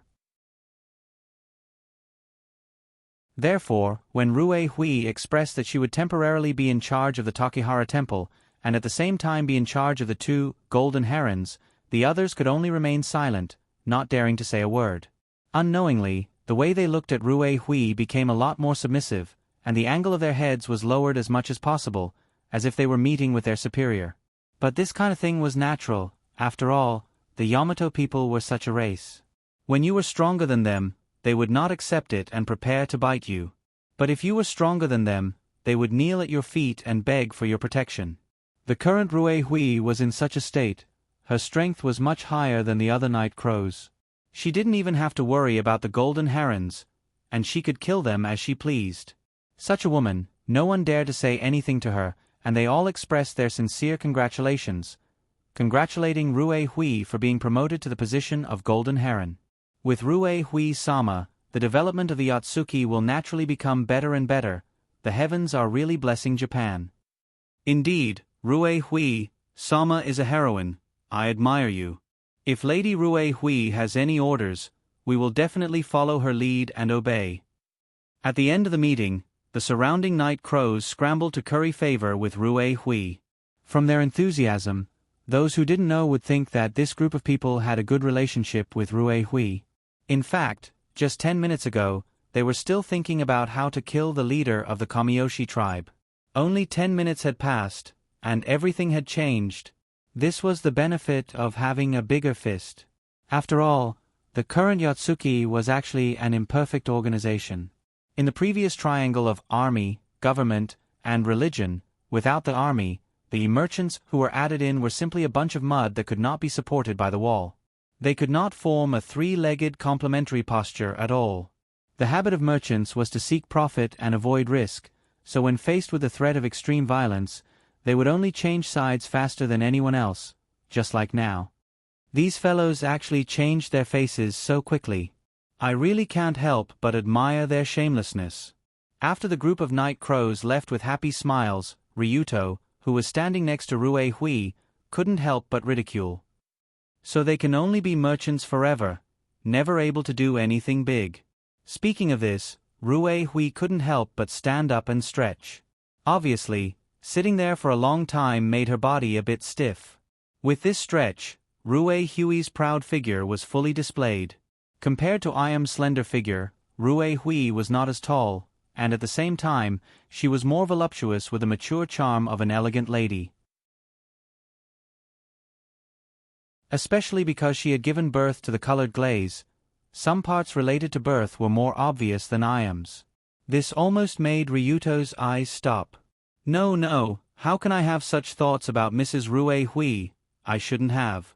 During this period of time, Rue Hui was very good to Ryuto and was very close to him. Whether it was Ryuto's amazing charm, the same age as the colored glaze, or if she wanted to inquire about Iam through Ryuto. In short, The relationship between Rue Hui and Ryuto was getting closer and closer, more and more like a sister and a brother. Although the actual age difference between the two was not that of a sister and a brother, in terms of appearance and mentality, they were similar. Well, okay, let's go back first. It's not comfortable to stay here. After dealing with the remaining work, Rue Hui was ready to take Ryuto back to the Kamishiro Imperial Garden. Under Rue Hui's manipulation, Iwasaki Yanosuke's property was now annexed by the Kamiyoshi, and this mansion was also their property. But even so, this was still Iwasaki Yanosuke's house, and Rue Hui felt a little strange staying here. Not long after, the two of them walked down the stairs from the conference room upstairs and came to the morning hall on the first floor. Because Iwasaki Yanosuke had just passed away, his body was still placed in the morning hall, and a large photo hung behind him. It looked very festive. In the morning hall sat the relatives of the Iwasaki family, and Iwasaki's daughter, Riko, was kneeling in front of the coffin. Iwasaki Riko was how should she put it, a woman with a very bold figure. She was wearing a black mourning dress, as if it was a big black bun. Coupled with a strange expression on her face, it was really hard to imagine that this was the dignified Lady Iwasaki. After seeing Rue Hui and Ryuto coming down, Iwasaki Riko narrowed her eyes, which were so small that they were almost invisible, and stood up after taking a deep breath. She came in front of Rue Hui and said in an angry tone, "Komishiro Rue Hui, my father is dead. Are you satisfied now? You have my condolences." Facing this orphan of the Iwasaki family, Rue Hui just nodded lightly and planned to go around her. Rue Hui was very clear that the things she had done would inevitably cause people to resent her. However, if he had to constantly consider the feelings of those who were being schemed against, then he wouldn't need to do anything. However, Riko obviously didn't intend to let Rue Hui leave just like that. She hurriedly blocked the door and shouted, "Wait. Don't think about leaving just like that. I want you to pay for what you did." Facing this lady's threat, Rue Hui just raised his eyebrows and smiled. "Then how do you plan to make me pay?" Before she finished speaking, Ryuto's figure blocked in front of Rue Hui and stared at Riko with a vigilant gaze. The current Ryuto's strength was already very terrifying. Under the premise of having LV5 physique, he also bought a lot of skill books, and his skill bar was already full. It was no exaggeration to say that even if there were 70 or 80 people who wanted to kill Rue Hui, as long as Ryuto was present, they wouldn't be able to hurt Rue Hui. "I'm going to drag you to hell with me." But in the next moment, Iwasaki Riko suddenly took out a red detonation switch and wanted to press it without hesitation. However, this woman's speed was a bit slow. The moment he reacted, Ryuto immediately kicked Riko's wrist and kicked the detonation switch away. "If you want to detonate the bomb, you have to detonate it quietly from afar. Why are you shouting in front of others?" After picking up the detonation switch, Ryuto didn't know whether to laugh or cry. But before he finished laughing, in a building not far away, a woman who looked graceful and elegant also showed a happy smile. "You're right, Ryuto Kiryu, Konishiro Rue Hui. This is how you detonate the bomb. Farewell." After seeing Rue Hui and Ryuto appear through the binoculars, the woman standing on the balcony, Kota and Tana, pressed the detonation switch in their hands at the same time. Boom! In the next moment, there was a violent roar around the Iwasaki mansion. In an instant, the pillars of the mansion were directly blown apart. The entire ceiling immediately fell down. There was no doubt that this was a carefully planned explosion. The person who placed the bomb was very professional, ensuring that everyone in the mansion would be buried as quickly as possible after the bomb was detonated. What? Because everything happened too quickly, the people in the hall on the first floor almost didn't have time to react before they were drowned by the falling rubble.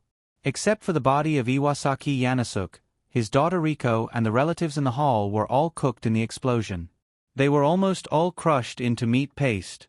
Beautiful, as expected of the professional explosives team sent from the American base. Blowing up a building like this is like playing a game. Watching the Iwasaki mansion quickly collapse after the earth-shattering explosion, Kota and Tana nodded slightly on the balcony not far away. It was hard to imagine that the woman who arranged the explosion just now was actually the daughter-in-law of the Nippon imperial family, the wife of the current Emperor Utoku, Kota and Tana. But as far as Kawata and her superiors were concerned, Rui Kanzaki had indeed gone overboard recently. That woman even seemed to want to take over the entire country. How could the Empress possibly tolerate this? You can only blame yourself for being too arrogant. How dare you come to Iwasaki Yanasuke's mansion to hold a meeting? Now, you can go accompany that man in hell.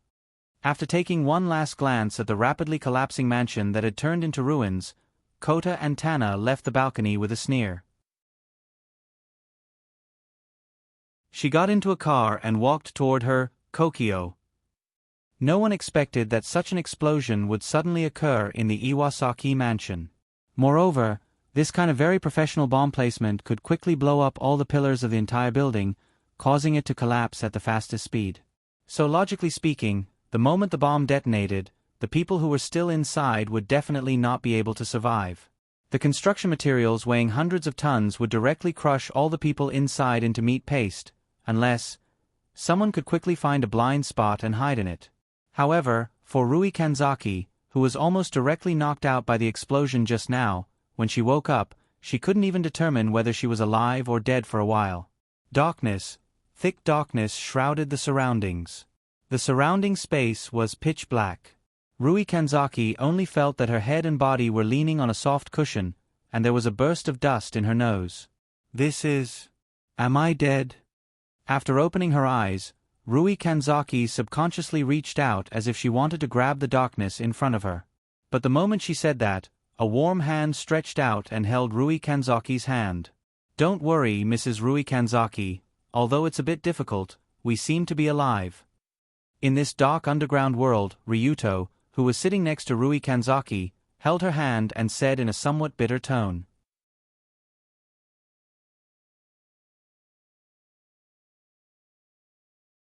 Chapter 393. For the current situation, Ryuto also felt a little helpless.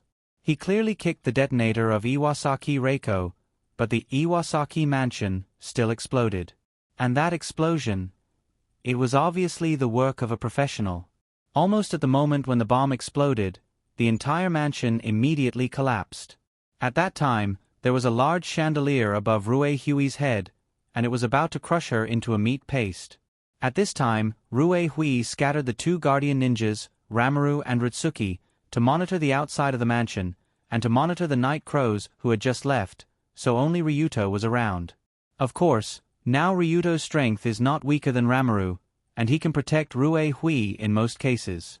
So at that moment, he quickly rushed over and hugged Mrs. Rue Hui in his arms, dodged the chandelier, and rushed out. But it was too late, the time was too short. In the blink of an eye, the door was blocked by the debris of the building. TCH.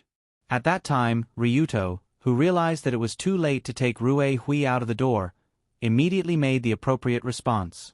He immediately rushed toward the corner of the stairs, which was a triangular gap between the stairs and the wall. In such a gap, even if the ceiling and other buildings above them all fell down, it won't directly fall on their heads, at least it will be a little safer. After that, Ryuto felt the floor under his feet tremble, and he fell into this dark space with Rue Hui. This narrow space is at most less than 2 meters in length and width, which is almost a very narrow distance. In such a narrow space, the two living people, Long Do and Rue Hui, more or less seemed a little crowded. Outside this underground space, there were all kinds of broken building wreckage, blocking the world above. But fortunately, there is still air circulation, otherwise we would have to suffocate here. After explaining the current situation to Mrs. Rue Hui, Ryuto smiled and said to her. In this pitch-black darkness, the young man's laughter made Rue Hui feel very comfortable, and the heavy burden in her heart was slightly relieved. Well, how to say it? Although Rue Hui is a heroine, she is still afraid after all. Especially when they are pressed in a large piece of debris, they don't know if the above will suddenly collapse in the next moment and directly crush them to death. However, although she knew that the hope was not great, Rue Hui still asked, Ryuto-kun, is there no way we can dig out? This, I actually tried just now, but it is very dangerous, it's better not to do it.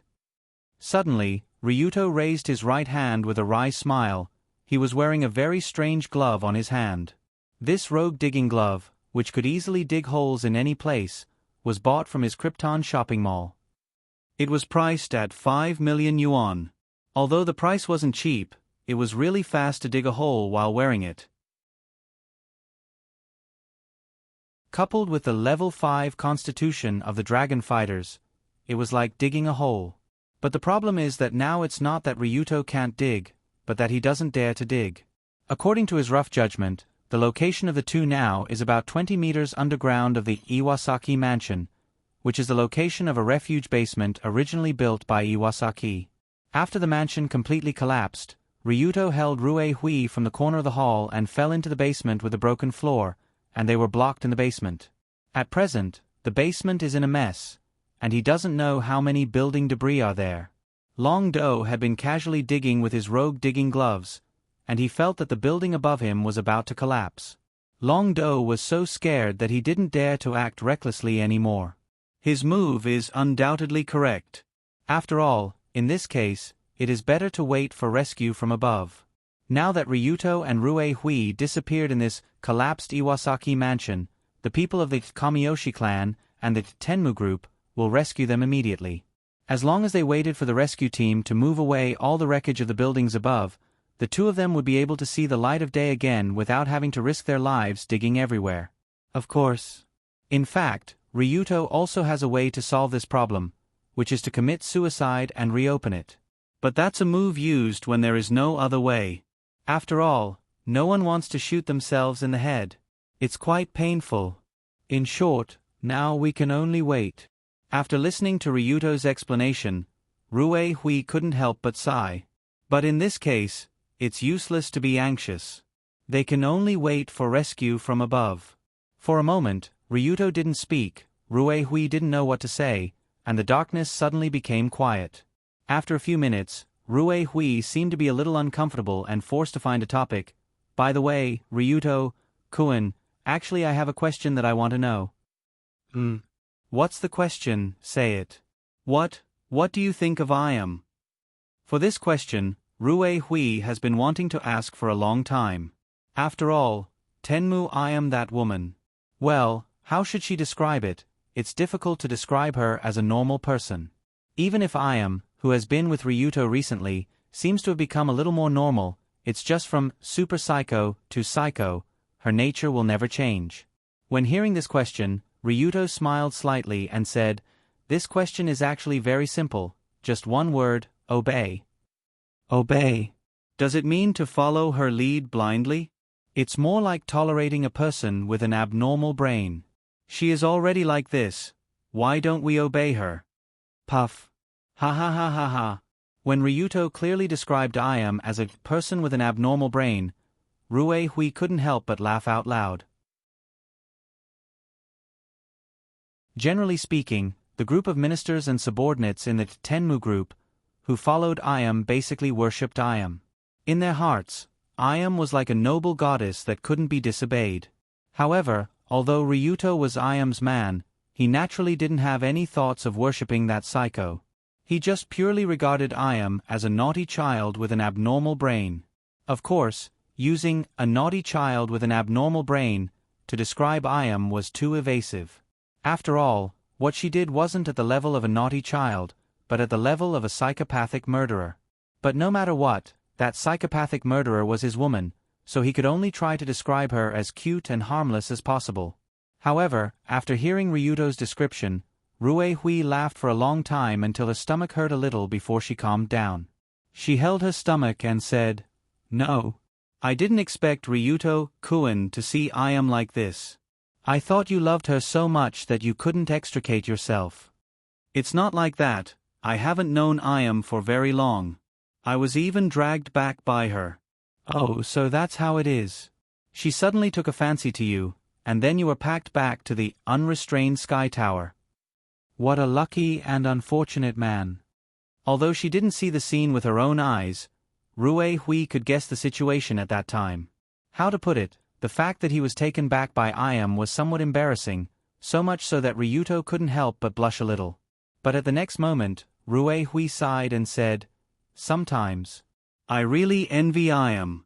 She can freely express her love and bring people home whenever she wants. Envy? Envy? Envy such a thing? Ryuto originally thought that Rue Hui would laugh at Ayam for being too thirsty, but he didn't expect her to say such a thing. In Ryuto's eyes, Madame Rue Hui was a woman who had no interest in relationships, and she also had a daughter, the colored glaze. Logically speaking, she shouldn't be envious of such a thing. As if she saw through Ryuto's thoughts, Rue Hui smiled faintly and said, "Why, do you think I'm not that kind of woman? Do you think that I'm a dignified, elegant, and magnanimous god who doesn't have any human emotions? No, that's not the case. Sister Rue Hui, you're very humane. It's just that you don't usually show it." At this point, Ryuto raised his head slightly and recalled that when he had a fever not long ago, Rue Hui had been taking care of him by his bedside. At first, Ryuto thought that Rue Hui was an impersonal woman, but as the two of them spent more time together, he realized that Rue Hui was essentially no different from the colored glaze. From a certain perspective, the colored glaze was a younger version of Rue Hui who hadn't experienced so many hardships. On the other hand, Rue Hui was actually a mature version of the colored glaze who had experienced many hardships. Especially in this extremely dim underground world, Rue Hui's exceptionally young face was more similar to the colored glaze, making it easy for people to forget that she was actually a woman in her 50s. However, the 50-year-old Rue Hui Komoshiro's love experience in her life was 0. That's right, 0. A perfect 0. Although she already had a daughter, the colored glaze, to put it bluntly, her daughter wasn't born from a man. That was why Rue Hui didn't know what love felt like, nor did she know what love between a man and a woman was. When I was in school, because I was the eldest daughter of the Kamiyoshi family, not a single male student dared to approach me. After that, I was imprisoned in the Tenzai Shrine for 20 years. After I was released, it was a series of jobs. Before I knew it, I was already in my 50s. That's probably how I'll be for the rest of my life. In the pitch-black underground world, Rue Hui spoke in a sentimental tone as she couldn't help but hug her knees. A person's life was less than 100 years. Now, she had unknowingly wasted more than half of her life.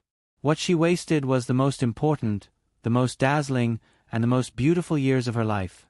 Thinking about it carefully, such a life was truly a failure. Previously, Rue Hui knew that she wouldn't live past 60, so she didn't have the time to think about such trivial things. Now that she had used Ayam's Hooligan's 100 Immortal Pill to get rid of the dead not of 60 years old, Rue Hui couldn't help but think about the meaning of life. Especially when she found out that her nemesis, Ayam, had started to fall in love and could spend every night happily. Rue Hui, who had been alone in an empty room every night, suddenly felt that the nights were especially unbearable. Perhaps it was the darkness underground that made Rue Hui feel as though she had returned to those unbearable nights. Her mood instantly became gloomy. But just as Rue Hui leaned against the cold and rough wall and was about to move her head to make herself more comfortable, a solid and reliable body moved over. Following a light rubbing sound, Ryuto moved Rue Hui's head to his shoulder, while he reached out his hand and hugged the shoulders of this kamikaze leader from behind. When Ryuto hugged her, Rue Hui couldn't help but let out a soft moan, but she still couldn't escape from the warm embrace. There's no such thing. The next moment, Ryuto took a deep breath and said solemnly, "Sister Rue Hui, as long as you're alive, every day is a new beginning.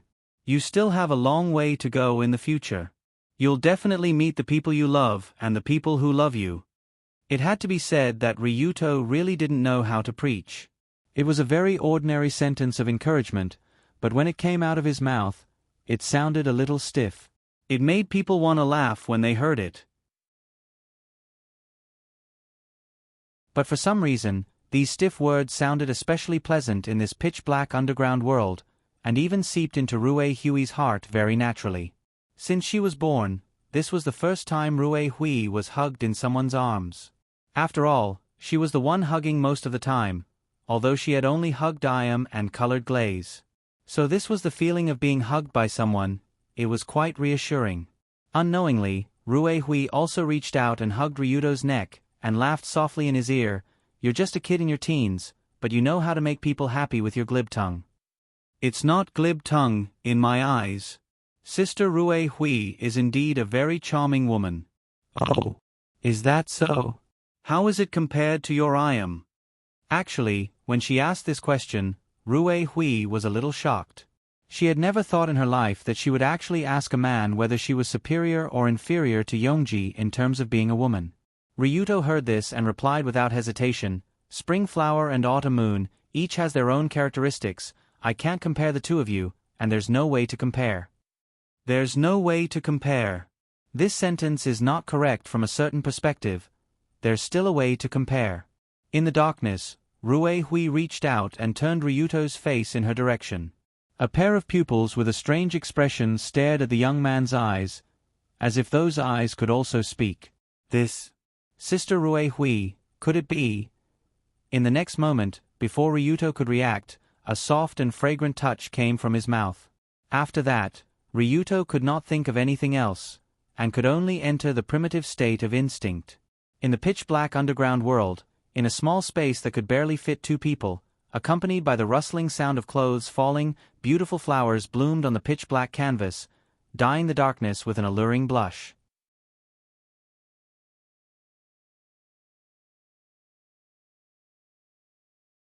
Chapter 394. Just as new emotions were blooming in the dark underground world. In the ruins of the Iwasaki mansion above, a well-equipped rescue team was desperately trying to save people. Because they didn't dare to use machines to dig, fearing that it would cause the ground to collapse and crush the people who might still be alive, all the rescue workers could only use the simplest tools to carefully clean up the scene. "Lift that piece. Be careful, don't step on the ground. The steel cable is in place. Prepare to lift the largest piece of rock." Now, almost an hour had passed since the sudden explosion. The police officers of the Search Division 1 had already set up a cordon around the Iwasaki mansion, and there were police officers walking around everywhere. Logically speaking, this kind of incident shouldn't be under the jurisdiction of the Search Department, but because Tajima Orihana was a mole in the Heavenly Eye group, she immediately intervened. Of course, her intervention wasn't unrelated, because, reporting to the chief, traces of explosion were found around the load-bearing pillars of the building. The culprit should have used the latest thermal expansion point explosion technology to instantly destroy all the load-bearing pillars. At this time, Tajima Orihana was sitting in a temporary command center not far away, and the explosives expert in front of her was explaining the principle of the explosion. After listening, Orihana frowned and said, "This kind of explosion technology is very complicated, right?" "It's very complicated, and it's not something an ordinary soldier can grasp. It requires the support of a powerful technical system, and even our official explosives team doesn't have it." "Then you're an expert in this field. Which forces in the country can grasp this technology?" After hearing this question, the explosives expert frowned slightly. But he still said carefully, "As far as I know, the weapons department of the Heavenly Eye Group, a major arms dealer, can fully grasp this technology." "What else?" "And a certain unspeakable force can also do it."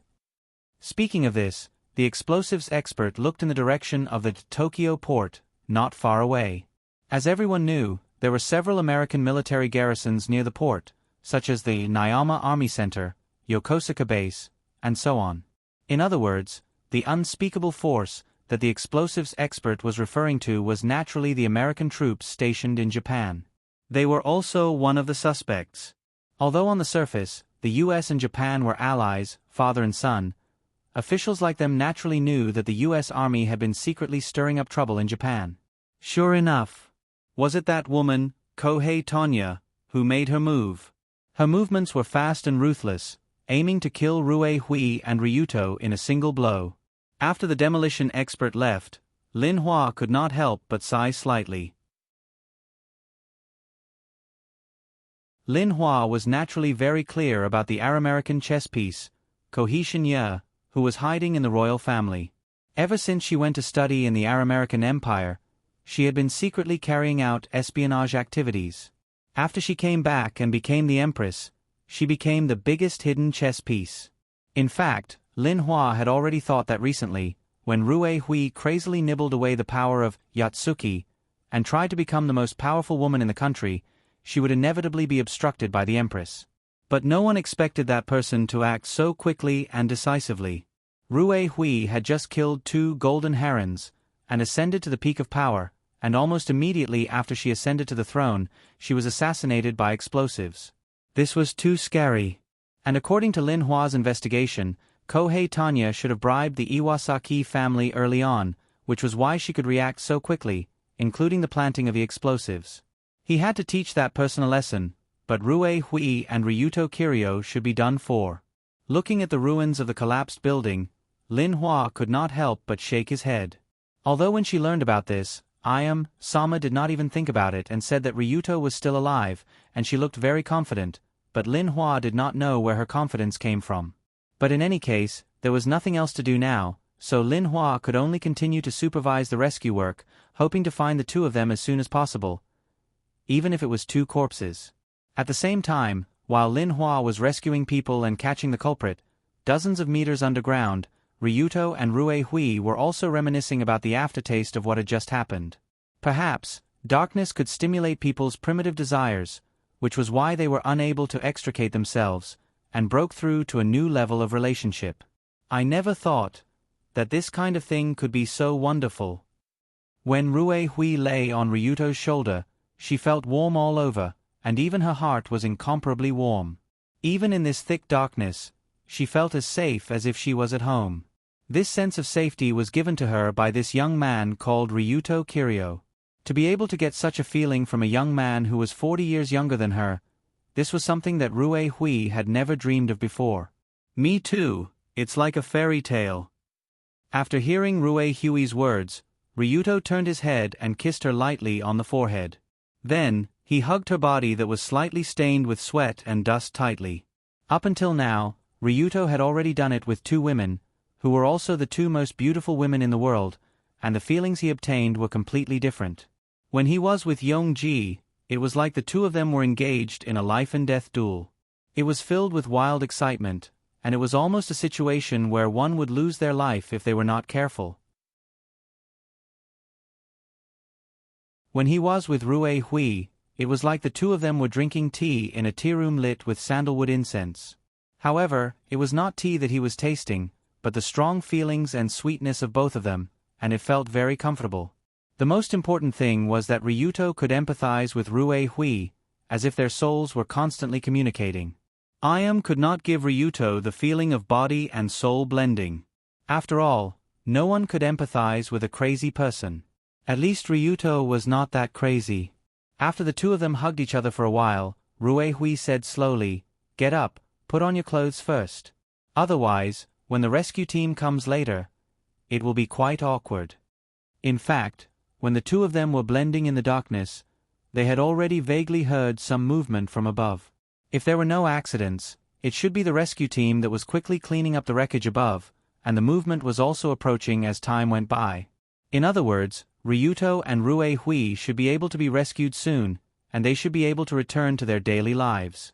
However, returning to their daily lives, was it really a good thing? Yes, and no, at least for Rue Hui it was. Hearing the sound of cleaning up the wreckage getting closer and closer, Rue Hui only felt that her heart was getting more and more muddy.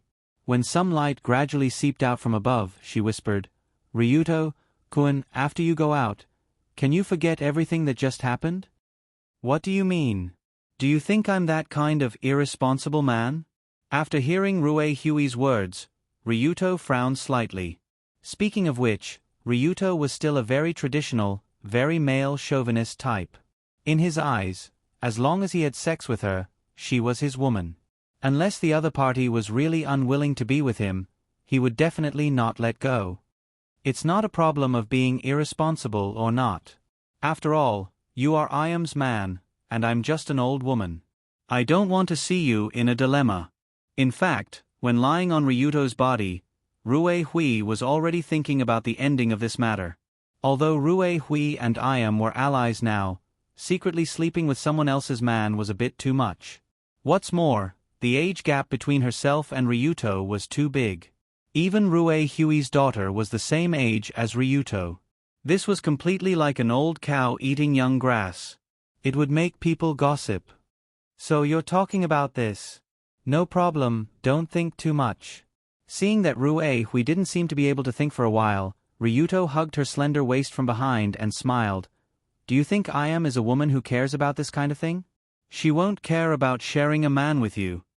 Ayam was originally a crazy beauty, not to mention that she had already said to Ryuto, if you can pull her to bed, I'll be more than happy.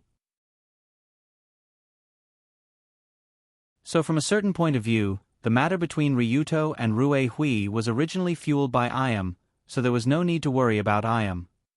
But the secular world. Secular world? Who is the secular world? Now we are the secular world, the people who don't like, go die. When he said the last few words, Ryuto's tone had a hint of murderous intent, and at the same time, it also had the unique indifference of a superior. Don't know if it was because he had been with women like Ayam and Rue Hui for a long time, or because he had experienced too many big events, the current Ryuto had matured at an extremely fast speed. What's more, he originally knew that he was taking the evil path and was destined to be a demon king. So if anyone in the secular world pointed at his relationship with Rue Hui, Ryuto would not hesitate to send him to hell. Ryuto, Kun. You're right, I'm too weak. After feeling the domineering aura of the teenager behind her, Rue Hui couldn't help but reach out and touch Ryuto's face, and kissed him again in the gradually emerging sunlight. Of course, Ryuto was right. After all, when their Kamiyoshi clan and Tenmu group merged, they already represented the word secular world. Whoever dared to point at their relationship, just send him to hell. There was no need to consider this at all. And the only thing Rue Hui had to consider was her daughter Colored Glaze's feelings. After all, Ryuto was Colored Glaze's classmate, and her mother was with her classmate. For Colored Glaze, this was really awkward. But how to convince Colored Glaze? That was Rue Hui's problem. Rue Hui also believed that she could successfully convince her daughter to allow her to be with Ryuto and pursue her long-lost happiness. Boom. Rumble, rumble, rumble. Just as Ryuto and Rue Hui were kissing passionately in the collapsed underground world, the ruins above were finally moved away, and a woman's head poked out from outside. It was Yuhana Tokushima. This Search Section 1 chief rushed over as soon as she found out that the tunnel was going to be dug out, wanting to see if the two people below were still alive. But although Rue Hui was shy and quickly separated from Ryuto, Yuhana immediately sniffed when she poked her head in, and then showed a somewhat strange expression. After all, this was a sealed underground space, and Ryuto and Rue Hui had just made love inside, so naturally, there would be some, cough cough, some more special smell. Yuhana was also an old hand in this, so naturally, it was impossible for her not to recognize this smell. So she glanced at Rue Hui, whose clothes were a little messy and whose face was a little flushed, and then looked at Ryuto, who was pursing his lips, and smiled. Are you two having fun down there? How about I pretend that I didn't dig out and let you stay a little longer? Ryuto heard this and replied with anger and amusement, Don't talk nonsense, hurry up and pull her up. Yes, yes, yes. The world's #1 boy toy, whatever you say is right. Hey, who are you calling the world's #1 boy toy? In the midst of the noise, Rue Hui and Ryuto were rescued from below by the rescue team, and they were quickly sent back to the unrestrained Sky Tower by helicopter. When the two landed on the tarmac of the unrestrained Sky Tower, Ryuto, who got off the helicopter, deliberately reached out and held Rue Hui's hand, and even used a very intimate gesture of 10 fingers interlocking. Wait, don't. It's okay, there's nothing shameful about our relationship, just be generous. On the way to Ayam's study, Ryuto smiled at Rue Hui and said without hesitation. How to put it, it was inevitable for an ugly daughter-in-law to meet her mother-in-law. Although Rue Hui's age was more like a mother-in-law than Ayam's, she was obviously more nervous than ordinary daughters-in-law. However, after seeing the two walk in hand, Ayam, who was sitting on the office chair, was first stunned, then she laughed. Ha ha. Ha ha ha ha ha. What's so funny? Don't tell me you haven't seen people holding hands before? Originally, Rue Hui was still a little nervous, but after being laughed by Yongji, she immediately returned to her usual attitude of having a battle of wits and courage. she asked in a calm tone. No, I'm just happy.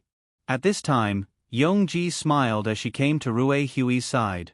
She leaned over and whispered something into her round and smooth ear. Next time, if there's a chance, let's play together with Ryuto, Kuen, Sister Rue Hui, hee, I'm looking forward to it. The moment she heard this sentence, Rue Hui's calm face that had just barely recovered collapsed, and she immediately blushed. Just like this, there was another burst of laughter in the office, and Ryuto looked at the two women with a puzzled expression, as if he had not realized what kind of path of no return he was about to embark on.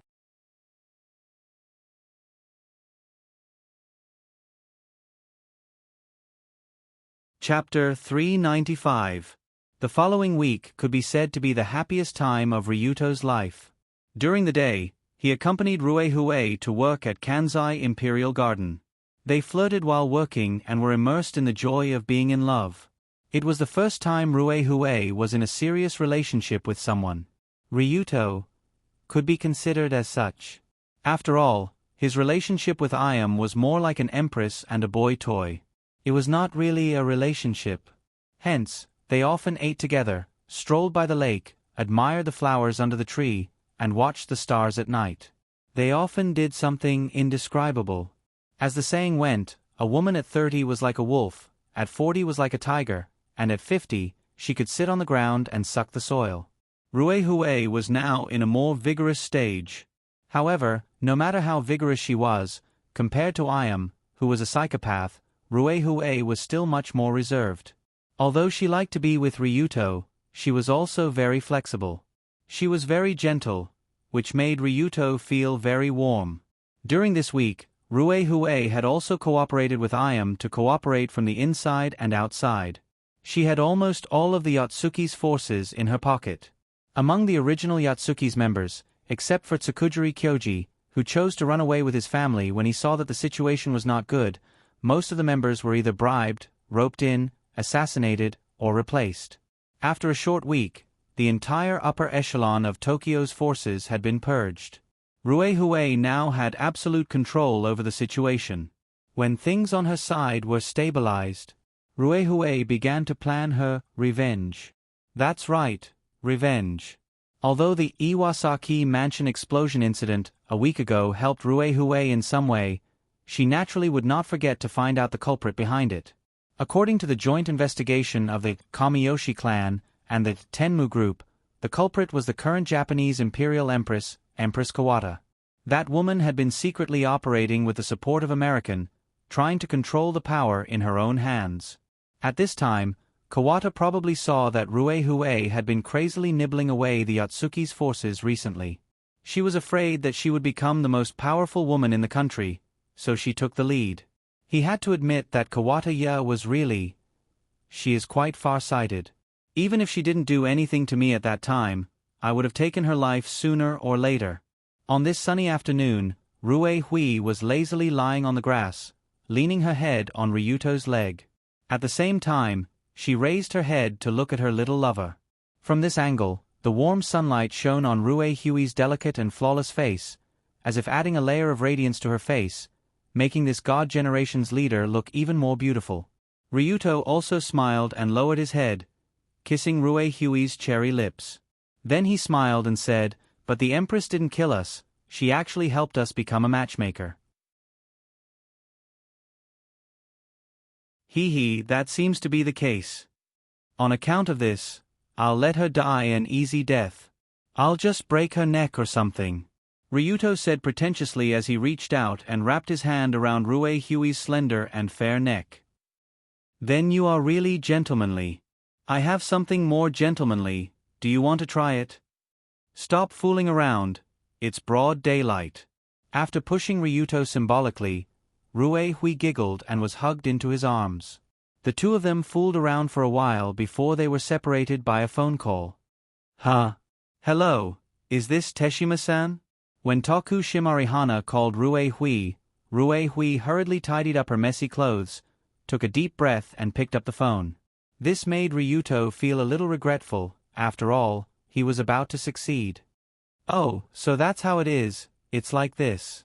Then let's prepare and give that woman a surprise the day after tomorrow.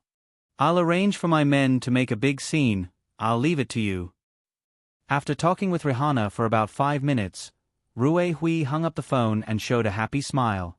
She smiled and touched Ryuto's face, and said with a smile, "Sorry, it seems that I can't continue to accompany you today, we have to prepare for some serious business."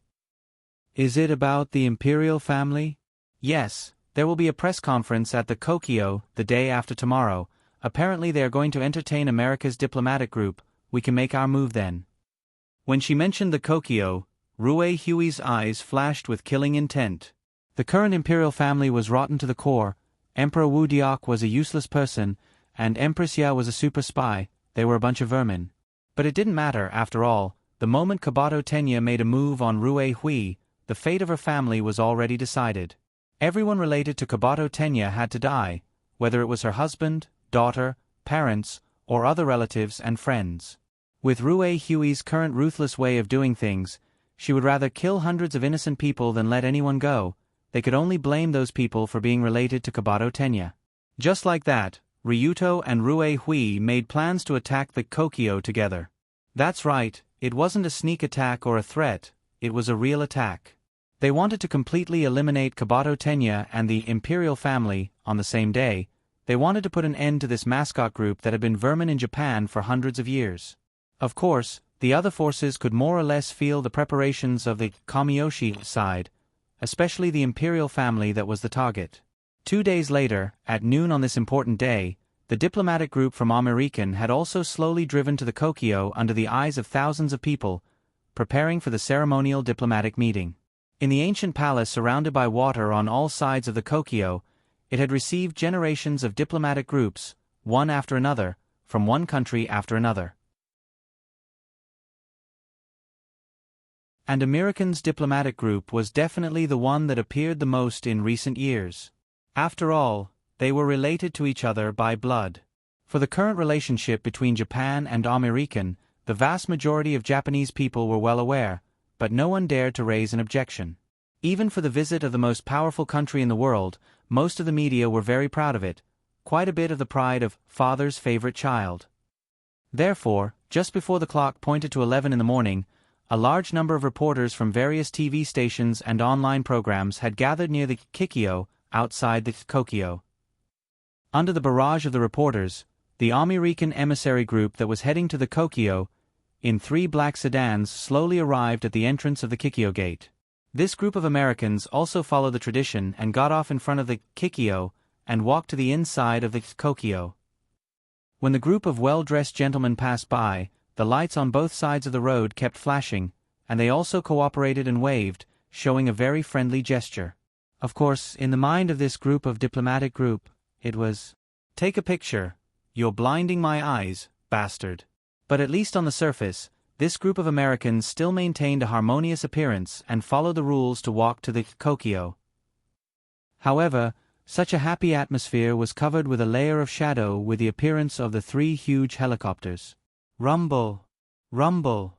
Before the group of American diplomatic group walked into the Kokyo, a gust of wind swept up in the sky above the Kokyo. This gust of wind is? Helicopters? When everyone looked up with an expression of disbelief, they saw 3 white helicopters flying out of the clouds not far away. And it was a huge armed helicopter. It was a genuine armed helicopter.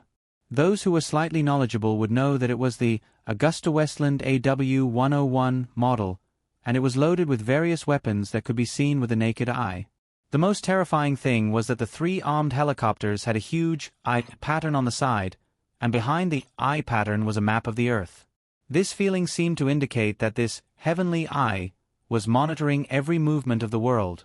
At the same time, it was also the symbol of the Heavenly Eye Group. Speaking of which, among the group of reporters here, although not many people knew about the Heavenly Eye Group, it was not to the extent that no one knew. But they never dreamed that the armed helicopters of the Heavenly Eye Group would openly fly into the Kokyo from the main entrance, over the heads of the American diplomatic group and reporters. It should be known that the Kokyo had an important position in this country. Not to mention rushing in with an armed helicopter, even driving in with a car was not allowed. Even foreign VIPs could only enter on foot. However, this tradition, which had been going on for so many years, had become a joke under the invasion of the armed helicopters. A huge joke. What was even more exaggerated was that the armed helicopter actually flew directly to the top of the Kokyo main hall, in front of everyone's eyes, and floated there proudly. For the entire royal family, this situation had no other meaning other than a demonstration. When the group of people led by Emperor Wu De and the Empress came out of the main hall, they were all shocked by the scene in front of them. What? What is this thing? Who dares to be so presumptuous here? After seeing the 3 armed helicopters, the short middle-aged man couldn't help but stomp his feet in anger. And he quickly ordered the guards of the Kokyo on the side. Quick! Go shoot them down! However, when the guards heard the emperor's words, they wiped their sweat and said helplessly, "Emperor, we don't have any weapons to shoot down the armed helicopters." In the end, Nippon was not allowed to have an army, and the firepower of the Kokyo guards was very limited. It was simply a dream to rely on a few people and a few guns to shoot down the highly armed helicopters. Damn it! Damn it, ah! Seeing that the emperor seemed to be so angry that his blood vessels were about to burst, the empress standing behind him also frowned slightly. Sister, what the hell is going on? At this time, a blonde fake foreigner next to her, Xiao Hatianying, the younger brother of Xiao Hatianye, also came to her side. As the president of the Great Beauty Association, Father John naturally wouldn't miss this kind of reception. He must come to say hello and get to know people. Xiao Hatianye frowned and said, "It's the Heavenly Eye group, it's their armed helicopters. What does Heavenly Eye IM want to do? What does this have to do with them?" Although Xiao Hatianye knew that recently the Kamiyoshi clan was preparing to take revenge for her assassination of Rue Hui, she didn't expect the Heavenly Eye group to be involved in this matter. However, what Xiao Hatianye didn't expect was that as the 3 armed helicopters slowly landed in front of the main hall, 2 beautiful and familiar figures walked down from them. A super beauty in a red silk dress walked out of the first helicopter. She had the terrifying charm of a witch. As soon as she got off the helicopter, the Kokyo guards who surrounded her with guns raised were so shocked that they were speechless. From the second helicopter, a super beauty wearing a dark black kimono walked out. Her beauty was not inferior to the former at all. She had a faint smile on her face, and that graceful, elegant, and cultured bearing also made people secretly shocked. From the third helicopter, a young handsome man who looked at most 16 or 17 years old walked out. Xiao Hatianye was too lazy to look at him. But the real key now was that the Kamiyoshi clan, main god Dai Rue Hui, and the Heavenly Eye clan patriarch Heavenly Eye Im, these two actually came together. This actually showed their attitude. These two. So they have this kind of secret relationship. Seeing this scene, Xiao Hatianye felt her breathing quicken. It should be known that the Kamiyoshi clan and the Heavenly Eye clan had been fighting openly and secretly for many years. Basically, everyone in the circle was fully aware of this. Who would have thought that in this generation of Kanzaki and Heavenly Eye, these 2 clan leaders would suddenly abandon their former enmity and join hands in front of everyone? Moreover, they seemed to be coming directly at the imperial family led by Xiao Hatianye. At the same time, the group of American ambassadors not far away also hurriedly arrived at the battlefield. It was as if they were the last piece of the puzzle that formed this part of drama. Seeing that everyone had arrived, Iam and Dai Rue Hui looked at each other and smiled. Then, they walked toward the Mikado couple in front of them. Wait. Stop. Seeing these 2 peerless beauties walking toward them without saying a word, the Kokyo guard captain hurriedly stood in front of them. However, a shadow flashed by, and Ryuto's body flew more than 10 meters like lightning. He kicked the guard captain and sent him flying.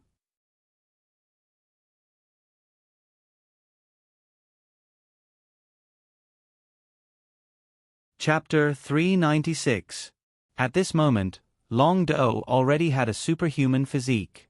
Coupled with sufficient financial support, this young man could buy hundreds of active and passive skills. He was so strong that he was like a cheat. When facing normal enemies, he was like a tiger in a flock of sheep.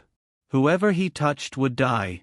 The crowd only saw a figure flash, and the guard captain was sent flying by a kick. He flew for more than 10 meters before crashing into a big tree. Crack! The moment he hit the tree, the people close to him clearly heard a crisp sound from his skull. Then he fell to the ground and didn't move anymore. Without a doubt, the Kokyo guard captain was dead, and he was killed in front of everyone. However, compared to the fact that this person was already dead, what shocked many people was the indifferent expressions on Rue Hui and Yongji's faces at this moment. Although they didn't know who Ryuto Kiryu was, they definitely knew that he was with Ayam and Rue Hui. A person who came with the Kamiyoshi and Heavenly Eye group actually killed someone in front of so many royals, in the Kokyo, and even in front of the American diplomatic group. These guys aren't crazy, are they? Even little Hetian-ing, who was standing beside little Hetian-ya, couldn't help but widen his eyes when he saw this frightening scene. The group of American ambassadors not far away had expressions of disbelief on their faces, as if they couldn't believe their eyes. Indeed, from a diplomatic point of view, this situation was too ridiculous. I'm from the American diplomatic group. I'm on a diplomatic mission with the Neon royal family. But as soon as I arrived at the emperor's house, I found a few outsiders fighting here. Did I go to the wrong place? Immediately, the American diplomatic group looked at the emperor in surprise. They wanted to see how the emperor, who was nominally the leader of Neon, would react. After all, these people were doing whatever they wanted here, slapping the face of the royal family, and even killing a member of the royal family. Who could tolerate this? Of course, he couldn't tolerate it. No one could tolerate it. Therefore, the moment he reacted to what had happened, the current heavenly emperor Wu De's face flushed red. He shouted loudly, "How dare you? How dare he commit murder in the imperial residence?" People came from both sides. "Take him down." With this order, the Kokyo guards raised their weapons and charged toward Ryuto. However, Ryuto did not even bother to look at them. Instead, he casually raised his hand and gestured at the Kokyo guards in front of him to fire. When everyone saw this gesture, they were dumbfounded. Was there something wrong with this guy's brain? Don't tell me he thinks his fingers can. Whoosh. Bang. In the next second after Long Do made the gesture, a violent sound of wind breaking rapidly came from afar and landed in the direction of his finger. A large caliber sniper bullet hit him on the spot. The head of the Kokyo guard running at the front exploded like a watermelon. For a moment, yellow and white pieces fell to the ground, as if there was a bloody storm. Plop. Accompanied by the sound of the headless body falling to the ground, the surroundings of the Kokyo main hall were terrifyingly quiet. That was a heavy sniper rifle? After hearing the whistle and seeing the scene of a headless body being shot, a few drops of cold sweat fell from Kawata's forehead. Shooting from such a long distance away and still being able to blow up a person's head instead of penetrating it was not something an ordinary sniper rifle could do. I advise you not to move. Right now, there are 50 Barrett 82 heavy sniper rifles aiming in this direction.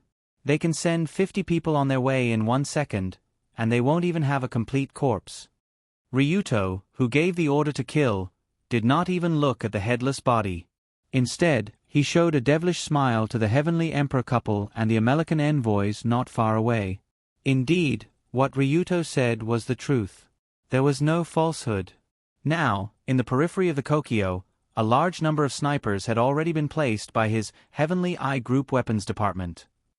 They were equipped with Barrett anti-material sniper rifles that could shoot 12 7mm bullets. How terrifying was the power of this heavy sniper rifle? They had seen it just now. When it hit the head was completely shattered. When it hit the middle of the body was cut in half. Such powerful force was not a weapon used against people. It was used to remotely destroy some enemy equipment, such as parked planes, radar devices, trucks, and various other important assets. After all, the effect of this thing was too exaggerated. It was enough to make people pee on the spot. Just like now. Ugh, ugh, ugh, ugh. After seeing the blood, flesh, and bone fragments splattering from the shattered head, Wu Diok's face turned pale, then he could not help but cover his mouth and retch. The scene was really ugly. But before he finished retching, Ryuto's figure slowly walked toward the heavenly emperor couple. Stop. Don't come over. All the Kokyo guards around swore that they definitely wanted to warn the young invader. However, even though they had such thoughts in their minds, this group of guards did not even dare to let out a fart. They could only watch helplessly as Long Do approached them. Of course, this was also a matter of course. After all, there were dozens of anti-material sniper rifles pointing at this side. No one wanted to be the next unlucky person to have their head blown open. So when Ryuto came to the front of the formation formed by the Kokyo guards, he just glanced at the guards indifferently, then sneered, "I will count to 3, get out of the way. Otherwise, let your family pick up your skulls on the grass." At this time, behind the Kokyo guards was where the Emperor and the Empress were. They were the last line of defense to protect the symbol of Japan. However, the moment Ryuto said this group of guards, who were supposed to be loyal, gulped and didn't seem to intend to give up resistance. After all, the one behind them was the Emperor, the symbol of Japan. Suddenly, the Kokyo guard standing at the front and closest to Ryuto couldn't help but say angrily, "Bastard. You are also a Japanese. How dare you do this to the Emperor? Kacha!" Before he finished speaking, Ryuto grabbed his head and twisted it with both hands. Under Ryuto's monstrous strength, the head of the Kokyo guard was directly torn off, literally twisted off. "I don't like the word Japanese, so I plan to destroy this country. So that Japan is gone, and I am not a Japanese anymore, right?" After lifting the head that was still bleeding with fear in his eyes, Ryuto smiled slightly and threw it to the back of the crowd in front of him. With this throw, the blood-stained head landed squarely on Heavenly Emperor Wu Da's body. The short middle-aged man who had been scared out of his wits subconsciously held the head in his hand and looked at the pair of protruding dead fish eyes. "Hey. Just when Emperor Wu Deku was so scared by the head that he almost threw it away, Ryuto said indifferently, "Don't throw it, hold it tightly, or I will let you swallow him alive." Ryuto's voice sounded very indifferent, but everyone present did not hesitate to think that he would do as he said. Demon, this young man is a demon. Unknowingly, the Kokyo guards who were blocking in front of Ryuto also retreated to the side, making way for the young demon to kill. And Ryuto walked forward without hesitation, approaching the Emperor and his wife who were standing at the entrance of the main hall step by step. "This guy. What does this guy want to do? Are the Kamiyoshi clan and the Tenmu group crazy? How could he act so recklessly in public?" The current situation was completely beyond Kawata's expectations. Although she thought that Ruehue and the Kamiyoshi clan would retaliate against her, she didn't expect that they would actually kill their way into the Kokyo, and in front of the American diplomatic group. Killing people in front of the diplomatic group was a very rare diplomatic incident in the entire history of human beings. The degree of horror was comparable to when the American president suddenly pooped in his pants when he received foreign guests. It was simply ridiculous. What about the Kokyo guards nearby? What about the self-defense forces? Why hasn't anyone come yet? Seeing Ryuto was about to come in front of her, Kawata's hand holding her sleeve tightened. Originally, there were groups of guards around the Kokyo. After all, this was the last bit of face the Nipponese had after being beaten to a pulp. They still had to protect it. But Ryuto's side was about to tear down the Kokyo, but there was still no support here. Could it be? No need to wait. Now the area around the main hall has been completely blocked by our people. You won't receive any reinforcements. Ruehue seemed to have noticed Kawata's nervousness and uneasiness, and she smiled at her in an elegant tone. What? Are you crazy? How dare you do this to the royal family? Slap. Before Kawata finished speaking, Ryuto directly slapped her in the face. Shut up. Looking at the queen sitting on the ground with an expression of disbelief, Ryuto sneered, "You have no right to speak now." After slapping the empress in front of everyone, Long Do casually took out a document and placed it in front of the current emperor, Wu Da. "In 3 minutes, there will be a live broadcast for the entire country, and I want you to read the contents of this document in front of everyone." Read the contents of the document? Perhaps because he was holding a head in his hand, Emperor Wu De was almost scared out of his mind. He looked at the document in Ryuto's hand with trepidation. The beginning of the document was the Declaration of the Last Royal Family. The document said that from today onward, the Neon royal family no longer existed, and the Yamato dynasty that had been passed down for 126 generations came to an end. At the same time, the local religion led by Shinto was abolished, and all shrines in the country were closed and destroyed. If this document was read, the result would be the foundation of the entire country would be completely uprooted. This. After reading the document, Emperor Wu De was dumbfounded. He asked in a trembling voice, What are you? Is there something wrong with you? Do you think this declaration can be recognized by the country? Suddenly, Kawata also stood up and yelled at Ryuto, You can threaten us.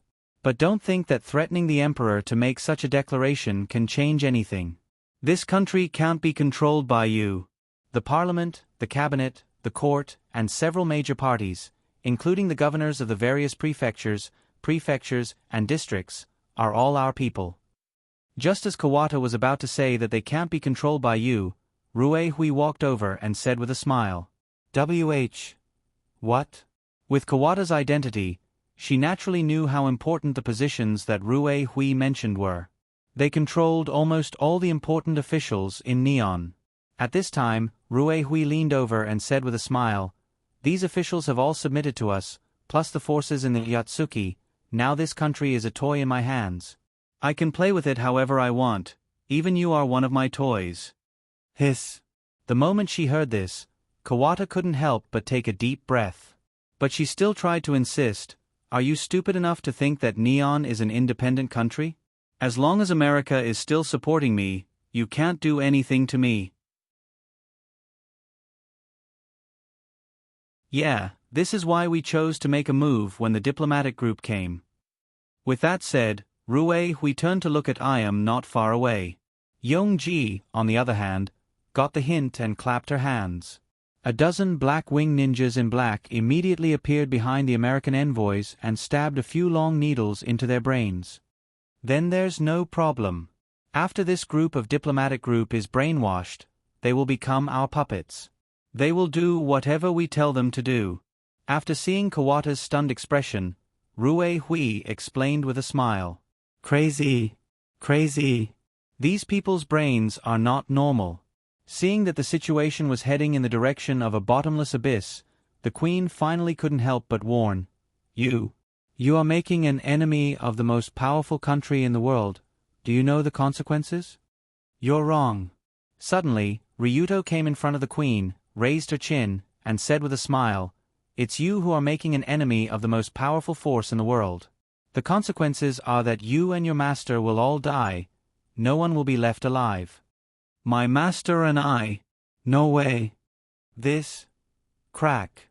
Just when Kawata just realized what Ryuto was saying, her vision suddenly tilted, and her neck was twisted to a strange angle with a crisp sound.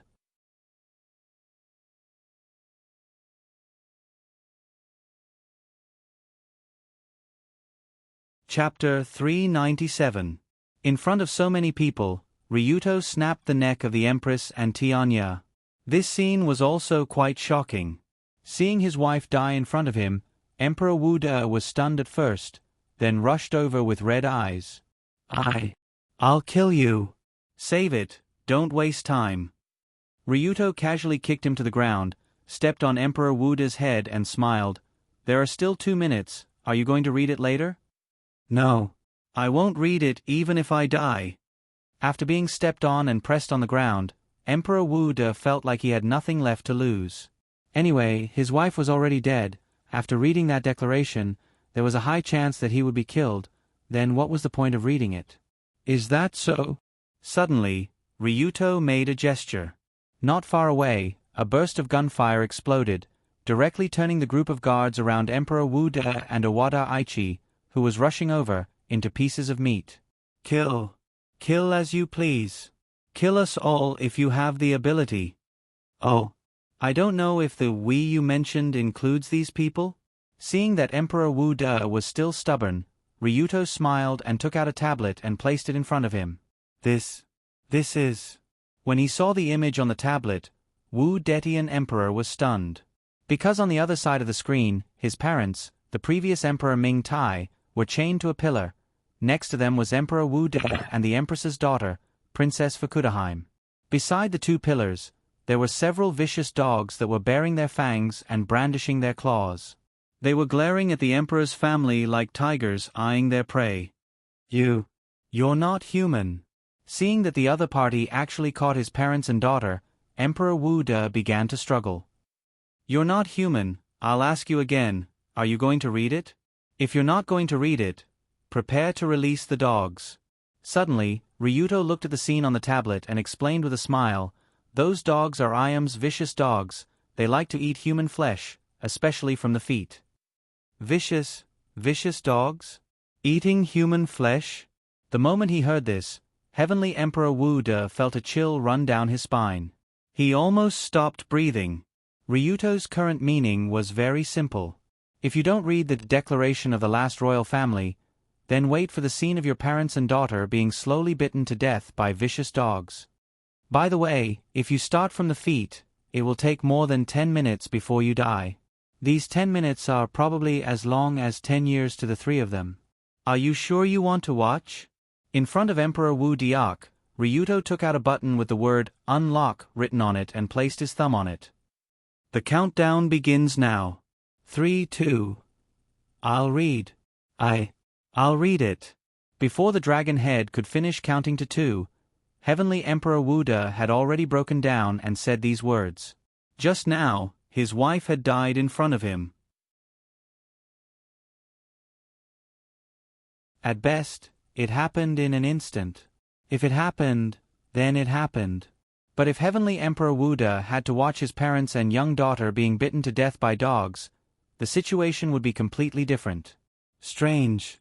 Wouldn't it have been better if you did this earlier? After casually patting the face of the Heavenly Emperor, Ryuto stood up with a smile. At the same time, there were already many staff members running over with some filming equipment. They ignored the flesh and blood on the ground and the scattered corpses. Instead, they began to carry out the pre-broadcast work. Someone even pulled Heavenly Emperor Wu De up from the ground, wiped his face, and touched up his makeup to ensure that this guy didn't look like someone who was coerced on TV. All of this made Heavenly Emperor Wu De feel even more terrified because he felt like the world was about to end. Actually, isn't it good to use the brainwashing technique of the Black Wing Ninja to control him? Why does he have to agree to read it himself? When Ryuto came to Rue Hui, she had a confused expression. Just like how the Black Wing Ninja used a secret technique to control the minds of the American envoys. If the same method was used to control the Heavenly Emperor and make him read the Declaration of the Last Royal Family, it would be much easier than now. I want him to read it while he's awake. It'll be more interesting this way. Long Do looked at the man who was pressed on the podium and seemed to have a mental breakdown. His smile was uglier than his crying face. Long Do said in a cheerful tone, "Ha ha ha. Well done, you're already good at torturing people." After hearing Ryuto's words, Iam couldn't help but touch his face with a smile.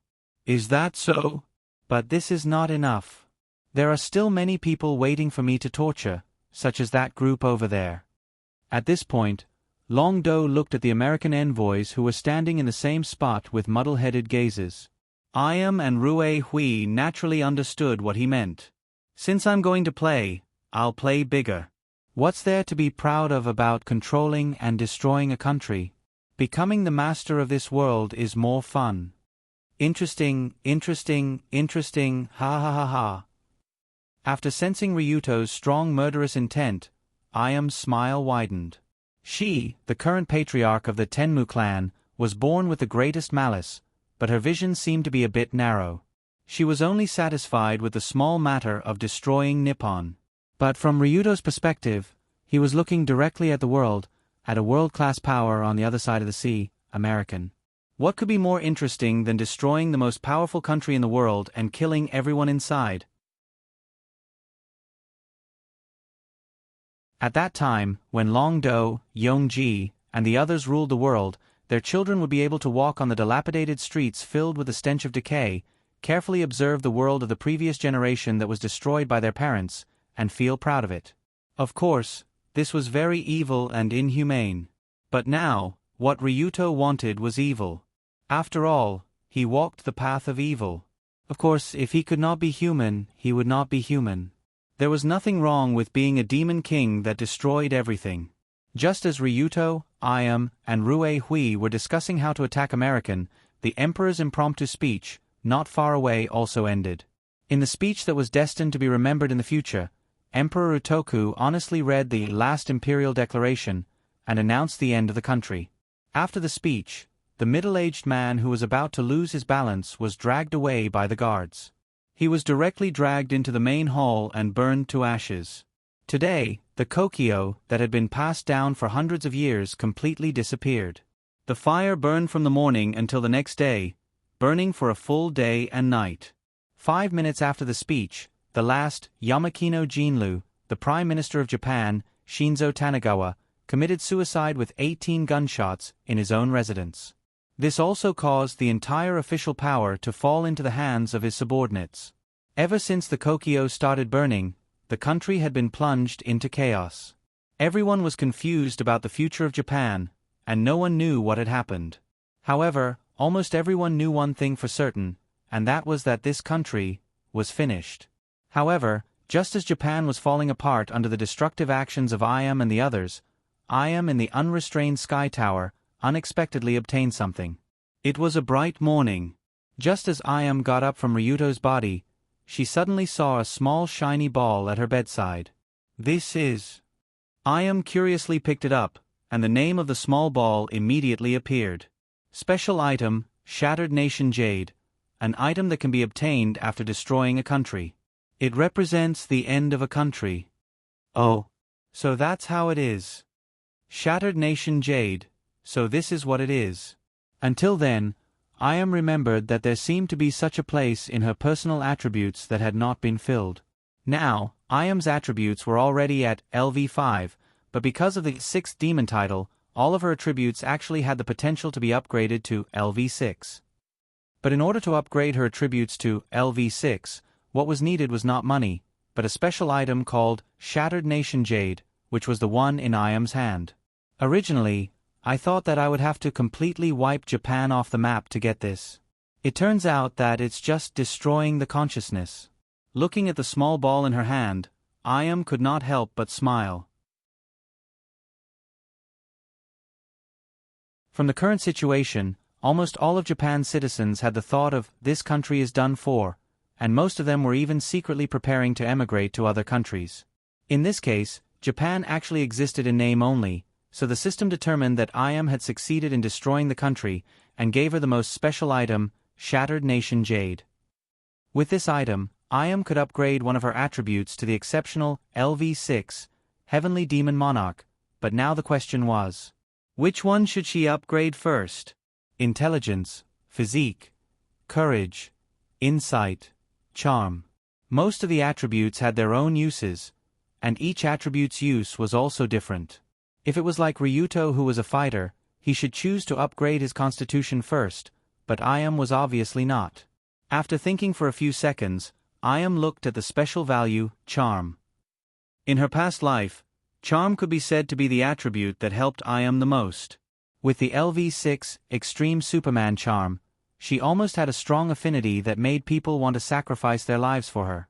Most of the members of the Heavenly Eye group came from this. Then, LV6 charm was already so strong. What about LV6 charm? What kind of exaggerated situation would it be? In order to know how strong LV6, Heavenly Demon Monarch, was, Ayam clicked on the plus next to LV6 charm. From LV6 charm to LV6 charm requires Shattered Nation Jade. Confirm payment. Confirm payment. Accompanied by Ayam's slender finger clicking yes on the screen, the small ball in her hand also instantly cracked, turned into countless stars and flew into Ayam's body. At the same time, Ayam's charm also became LV6 charm, Heavenly Demon Monarch. What's so special about this LV6 charm? I don't seem to feel it myself. Different from other attributes, the charm attribute has no effect on me, it depends on other people's reaction to be counted. So Ayam quickly shook Ryuto, who was lying on the side. The latter drunkenly sat up and asked, Ayam? It's so early, you. Halfway through, Ryuto's eyes suddenly straightened, because he found that Ayam, who was looking at him with a smile, seemed to be completely different. Early in the morning, Ayam's familiar face bathed in the sun, giving a feeling of a goddess descending to the earth. Even Ryuto wanted to lie down and lick her nightgown. This was not a matter of whether she was beautiful or not, but it was like, as if. Anyway, Ryuto didn't know how to describe it. It was like she only needed to say one word, and everyone was willing to die for her. Seeing Ryuto looking at her face, Ayam was obviously very satisfied with his attitude, so she smiled and said, Okay, lie back and sleep. Yes. I'll go sleep. Dong. Before he finished speaking, Long Do fell back onto the bed with a plop and fell into a deep sleep. His body very naturally obeyed Yongji's orders, and he didn't even resist or think. This situation was a bit like the Black Feather Ninja, using a long needle to pierce the brain acupoints to turn someone into a living puppet, and then giving orders to the living puppet. So that's the case. This is the ability of Level 6 Charm, Heavenly Demon Monarch. I'll try it again. Thinking of this, Ayam stood up, put on her clothes and socks, tidied herself up, and then quickly took a helicopter to the Kamashiro Imperial Garden. There was something that Ayam always wanted to do, but that girl Rue Hui seemed to mind, so she didn't want to do it with her. So now that she had Level 6 Charm, she had to try it out quickly. If even Rue Hui couldn't resist this Level 6 Charm, then Ayam would know what kind of terrifying power she had. It was enough to destroy the world. So, not long after, Ayam appeared in front of Rue Hui's door, and knocked on the door of the Master Komashiro's bedroom.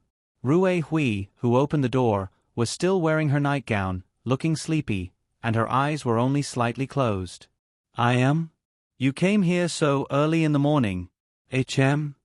Before Rue Hui could react, Ayam reached out and touched her soft and delicate face, looking at this woman with a pair of eyes that seemed to have magic. Dear Rue Hui, how about we go in and have a chat? As she spoke, Ayam stuck out her red tongue and licked her lips. Not only did this girl like men, but she also liked women. For Rue Hui, she was still a bit dangerous. So, logically speaking, Rue Hui shouldn't have let her in. But this time, for some reason, she actually agreed. You're tuning in to the Narrate and Escape YouTube channel. Don't forget to subscribe and join us on this journey to catch the most captivating stories.